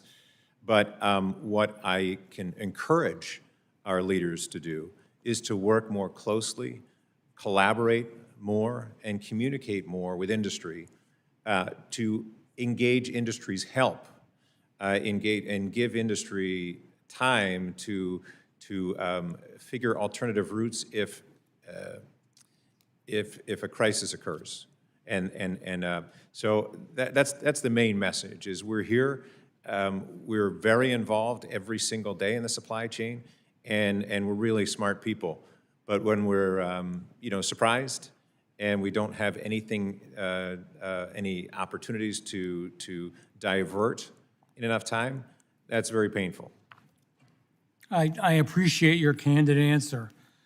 I have one more question. I know we only have a few seconds, but there's a lot of new technology out there. And this new technology enables us to have autonomous trucking, which concerns me a great deal. If you could briefly comment on that. And also what concerns me is the new technology. I bought a new vehicle, a GMC. I guess not politically correct, a Yukon Denali, but I have a lot of people that sometimes travel with me, and it's very safe and good. But the interesting thing, when I was updating the computer on that, when they wanted to update it, they said they would have to disable it for 15 minutes. Is there actually the ability now, whoever knows the best on this can answer it, the ability to have a kill switch on a vehicle? And couldn't that expose us because of cyber, some of the cyber piracy that goes on? Who wants to answer that real quick? I can't answer the question about is there that ability and does it relate to trucking. I can't. That's not my specialty. I will say that I too am concerned about the security and the nature of security when you have a 80,000-pound vehicle on the road one day, and perhaps it could be hacked into. I think a lot of work needs to be. And I know my time is up, but if they can turn it off to update it, they can turn it off just to turn it off. And somebody else might be able to hack into that. I appreciate your time. Thank you, Mr. Chairman. I yield back. Mr. Graves. Thank you, Mr. Chairman. I want to thank you all for being here today. Before I get started, Ms. Benford, Ms. Malloy asked you about some of the regulatory, and I want to clarify one thing. In fact, I'll tell you a quick story. When Mitch Landrieu called and was talking to me about being named the infrastructure czar, potentially taking that position, he asked me what I thought. And I told him, I said, here's your problem. Your problem is that this administration's regulatory agenda is entirely incompatible with the infrastructure agenda, meaning your regulatory agenda, it just continues becoming more and more bureaucratic, more and more red tape, more and more steps.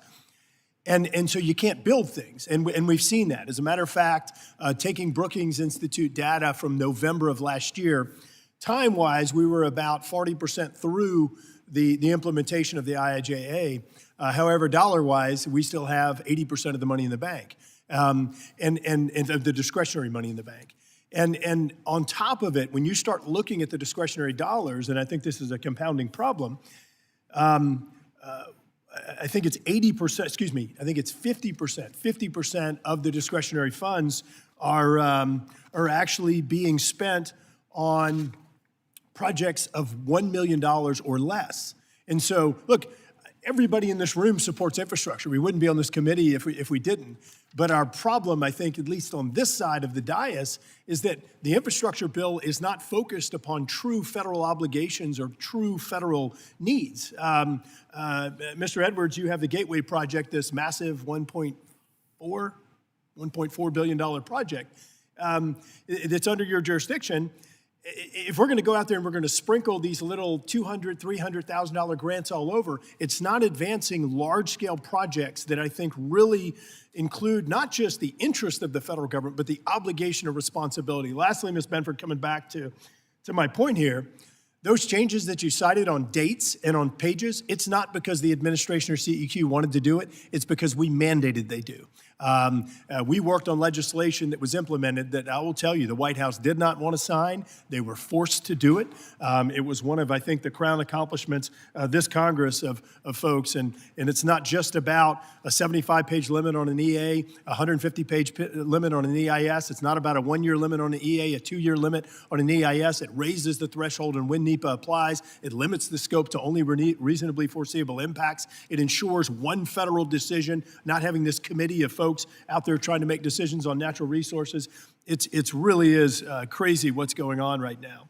Mr. Miller, excuse me, Secretary Miller, you noted the improper, perhaps, resourcing of agencies. I think we need to ask a different question. You were saying that's why it takes so long to get these things done. I think we need to ask a different question. Are we appropriately scoping the projects from a NEPA or an environmental review or a regulatory perspective? That's the first question. We don't need to go out there and go do all these useless steps. And I'll give you an example.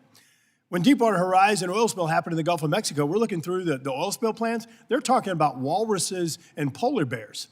Not kidding, in the Gulf of Mexico. And so we can't go out there and go waste money on things that simply don't make sense. Mr. Edwards, I want to ask you a question about your participation in projects and if you have ideas or thoughts on how we could further streamline the implementation of projects and stop all of this regulatory red tape and just getting wrapped around the axle. Congressman, thank you.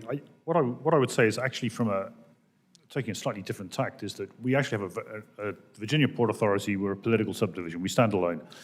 But we have an excellent working relationship with the Commonwealth of Virginia as a whole. And what we found on an integrated approach is we have been able to succeed. So we have been able to get the dollars we take to work. Now, it may be unique in our space. I've mentioned prior to two of your colleagues that we do believe there's some modernization needed within places like the Maritime Administration on their NEPA approach. But as a general point of order, whether I've either got a great team who know how to do this, or we have managed to work our way through bureaucracies, but we are actually managing to get to work, and we're not holding up our Gateway project. Thank you. Secretary Miller, I want to ask you a quick question. Half my family lives up and have lived in the Whidbey, Port Angeles, Squamish, Vashon areas, and I've spent plenty of time on your ferries. Do you have any feedback on how the federal government could do a better job scoping where its focus is as opposed to trying to throw a nickel at every $10 problem across the country? I think focusing strategically on projects like the Interstate 5 bridge over the Columbia River or the Puget Sound Gateway, lots of people are doing gateways. We're doing a $2 billion one. But identifying the programs and projects that are truly of national significance and putting programs like the Mega Grant program, for example, together to address them, while at the same time addressing the rural communities and small towns who want a piece of the pie as well. Thank you, Mr. Secretary. Mr. Chairman, we have a $2 billion bridge in my hometown that should have been done 40 years ago. There's an I-10 bridge in Lake Charles that's on I-10 that is dilapidated. It is incredible watching dollars being thrown at inappropriate priorities, and I really think we need to help the federal government focus. Yield back. Ms. Gonzalez-Colon. Thank you, Mr. Chair, and thank you, the witnesses, for coming here today. I want to try to be brief, but Puerto Rico cannot be an exception on what is happening in terms of the nation. Actually, the Association of General Contractors and American Society of Civil Engineers rank infrastructure on the island with a D- when the average overall score for the U.S. was C-.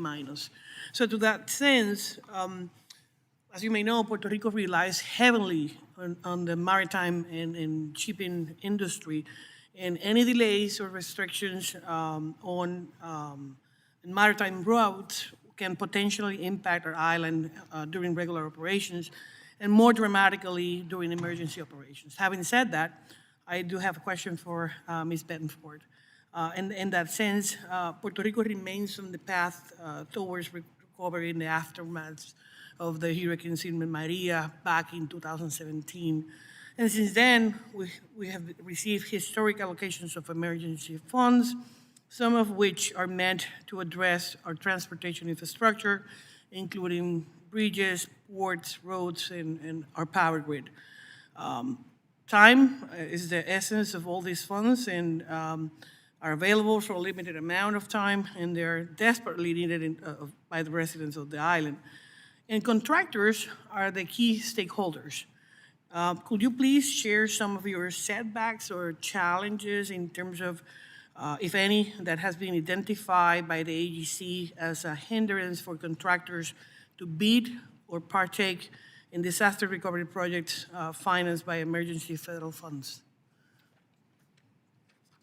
Yes, so what I would say is, as a contractor, there are 3 keys to us being successful: problem solving, collaboration, and schedule, right? And so I'll go back to, and workforce is also an issue, and we've talked a lot about that today. But for us to be successful as a team and make sure that we actually get this money implemented on the ground for the public, it means that all parties have to work together, right? So we've talked about permitting, all these things have been talked about today, and I think just to kind of sum it up, it requires everybody to be at the table and willing to take the necessary steps to make sure that we can get this in place for the public. You talk about permitting, we talk about workforce, and I do agree with that. In my office view the Association of General Contractors, especially the Puerto Rico chapter, as a key stakeholder in assessing the state and the rate of construction through federal funds and state investment.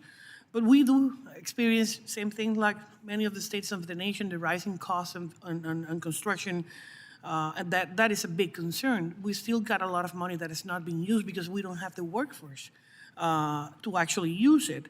And same thing happening across the country. But in your views, are there any flexibilities that we can identify or put in place as regulations, as amendments to laws, whether those be regulatory or in statute, that will support contractors or contracting companies operating in areas with increased or fluctuating construction costs that we can help? I have heard ideas related to potentially increasing flexibilities for escalation cost is one of those. Will be that a helpful alternative? Another issue is, of course, the lack of workforce, and you can share what is the best practice, some of the best practices the AGC are adopted by states that lead to larger workforce numbers. So I'll start with price escalation. Our state does have price escalation. I would say that as COVID hit and some other supply chains occurred, we did meet with our DOTs to try and get other supplies on those lists. And I think one thing that would be helpful is the 1980 Federal Highways memo could be updated. A lot of people were confused as to whether they could utilize that memo when we were trying to get some other supplies on that list. And workforce, it's been talked a lot about, but as a contractor, workforce is our #1 resource. And so we have to do what is best for them to retain and recruit them. And the best option for us is flexibility, right? Not one size fits all of us contractors in every state, even in the same state. We all have a different way to operate. We all have a different expectation of what our products look like. So it's really flexibility, right? Giving us the ability, tools, but not mandating that those tools have to be utilized. Thank you. I know I'm running out of time, but I just want to say to Mr. Edwards that Puerto Rico is heavily reliant on commercial maritime industry. So that means that things like WARDA are most expected to work with ports and bays on the island and the Army Corps of Engineers for port maintenance and improvements. And I know this committee is working to that end as well. So thank you, Mr. Chairman. I yield back. Mr. Burleson. Ms. Benford, in light of the trillions of dollars that have been spent on our transportation infrastructure, we still have a C- rating, which has been mentioned earlier in this hearing, according to the American Society of Civil Engineers. And when it comes to that infrastructure, some people might be asking why? How do we get to the point where we have a C- rating despite how much money is being spent? So I'd say that our company really hasn't seen the dollars yet, and even in our state. So as I mentioned in my testimony, there's a lag between the dollars that actually got sent to the states, the design of those projects, and then us as contractors actually seeing the work. So I would say the bulk of the work actually hasn't hit us yet, and we're hoping. For Wyoming, we've been told that the end of 2024 into 2025 will be when we see that work hit. You know, I know this place likes to think that dollars are unlimited, but the fact is they're not. I'm looking at one of the appropriations I consider a wasteful program, and that is the nearly $8 billion that's sent to create electric vehicle charging stations, which in my opinion is a method of robbing Peter to pay Paul. It's robbing individuals from one sector of the economy or individuals who decide not to use an electric vehicle to subsidize and pay for the infrastructure for the private sector entity or individuals that are using electric vehicles. Well, I don't think it's fair. But when I reflect on the fact that nearly $8 billion, how much is that? You know, in this place, that's not a lot of money. But you know where I come from? That's a hell of a lot of money. $8 billion.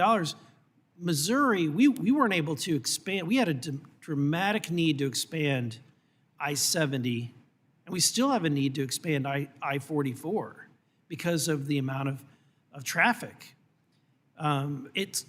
Missouri, because of the bill that did pass, is going to spend $2.8 billion to expand I-70 all the way from St. Louis to Kansas City. That's a long ways. And yet, when I think about the impact $8 billion could have if it's spent appropriately, it could really impact a lot of people, correct? Yeah, I'd agree. I think it goes back to the flexibility of each state, right? I know that every state has different needs, and so we just have to have that in mind. Is it fair to say that it may not be that we have a spending problem, it's how we're prioritizing those dollars? Yep, again, back to flexibility, to give everyone, for us in Wyoming, I know we struggle with the EV stations in general, right? We travel hundreds of miles between cities, and so we would be putting 2 or 3 between each city, and then how do you power those? So there's challenges that come with designating money on its own, and we could, like you said, we could be using those dollars in different ways in our infrastructure. Mr. Tucker, another reason why we have transportation issues and infrastructure issues is that we place, in my opinion, a heavy regulatory burden on the industry. For example, trucking is not provided the flexibility that they need for their hours of service. PHMSA is close to finalizing a rule that would mandate the installation of speed limiters in trucks. Freight rail must give passenger rail, like Amtrak, the preference over the use of their rails, even though they don't even own the rail. Aviation is stifled by regulations requiring a shortage of pilots because we limit how many hours, or we require a certain number of hours. With these examples, do you believe that strict regulations is a big reason why our transportation infrastructure is lacking? Excuse me. I think there are a lot of different reasons. Certainly, regulation is one of them. I think, again, I've spoken frequently today about fraud in our industry, and that really does begin to slow things down. It causes a lot of pain, a lot of loss of cargo, and I want to reiterate the importance of focusing, for FMCSA to focus on safety and a little bit less on obscure regulations that are 50 years old or so and have no bearing today. We're still dealing with this as a trucking industry. Thank you.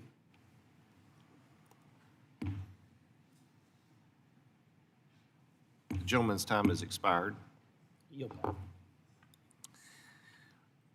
thank you very much. Looking around, I don't see any other members who have questions. I'd like to thank our witnesses for their endurance today. It's been about 3 hours, 15 minutes, and appreciate the opportunity to have the back and forth, very informative. Seeing no other members with questions, this concludes our hearing for today. I'd like to thank each of our witnesses again for being here and their time. The committee stands adjourned.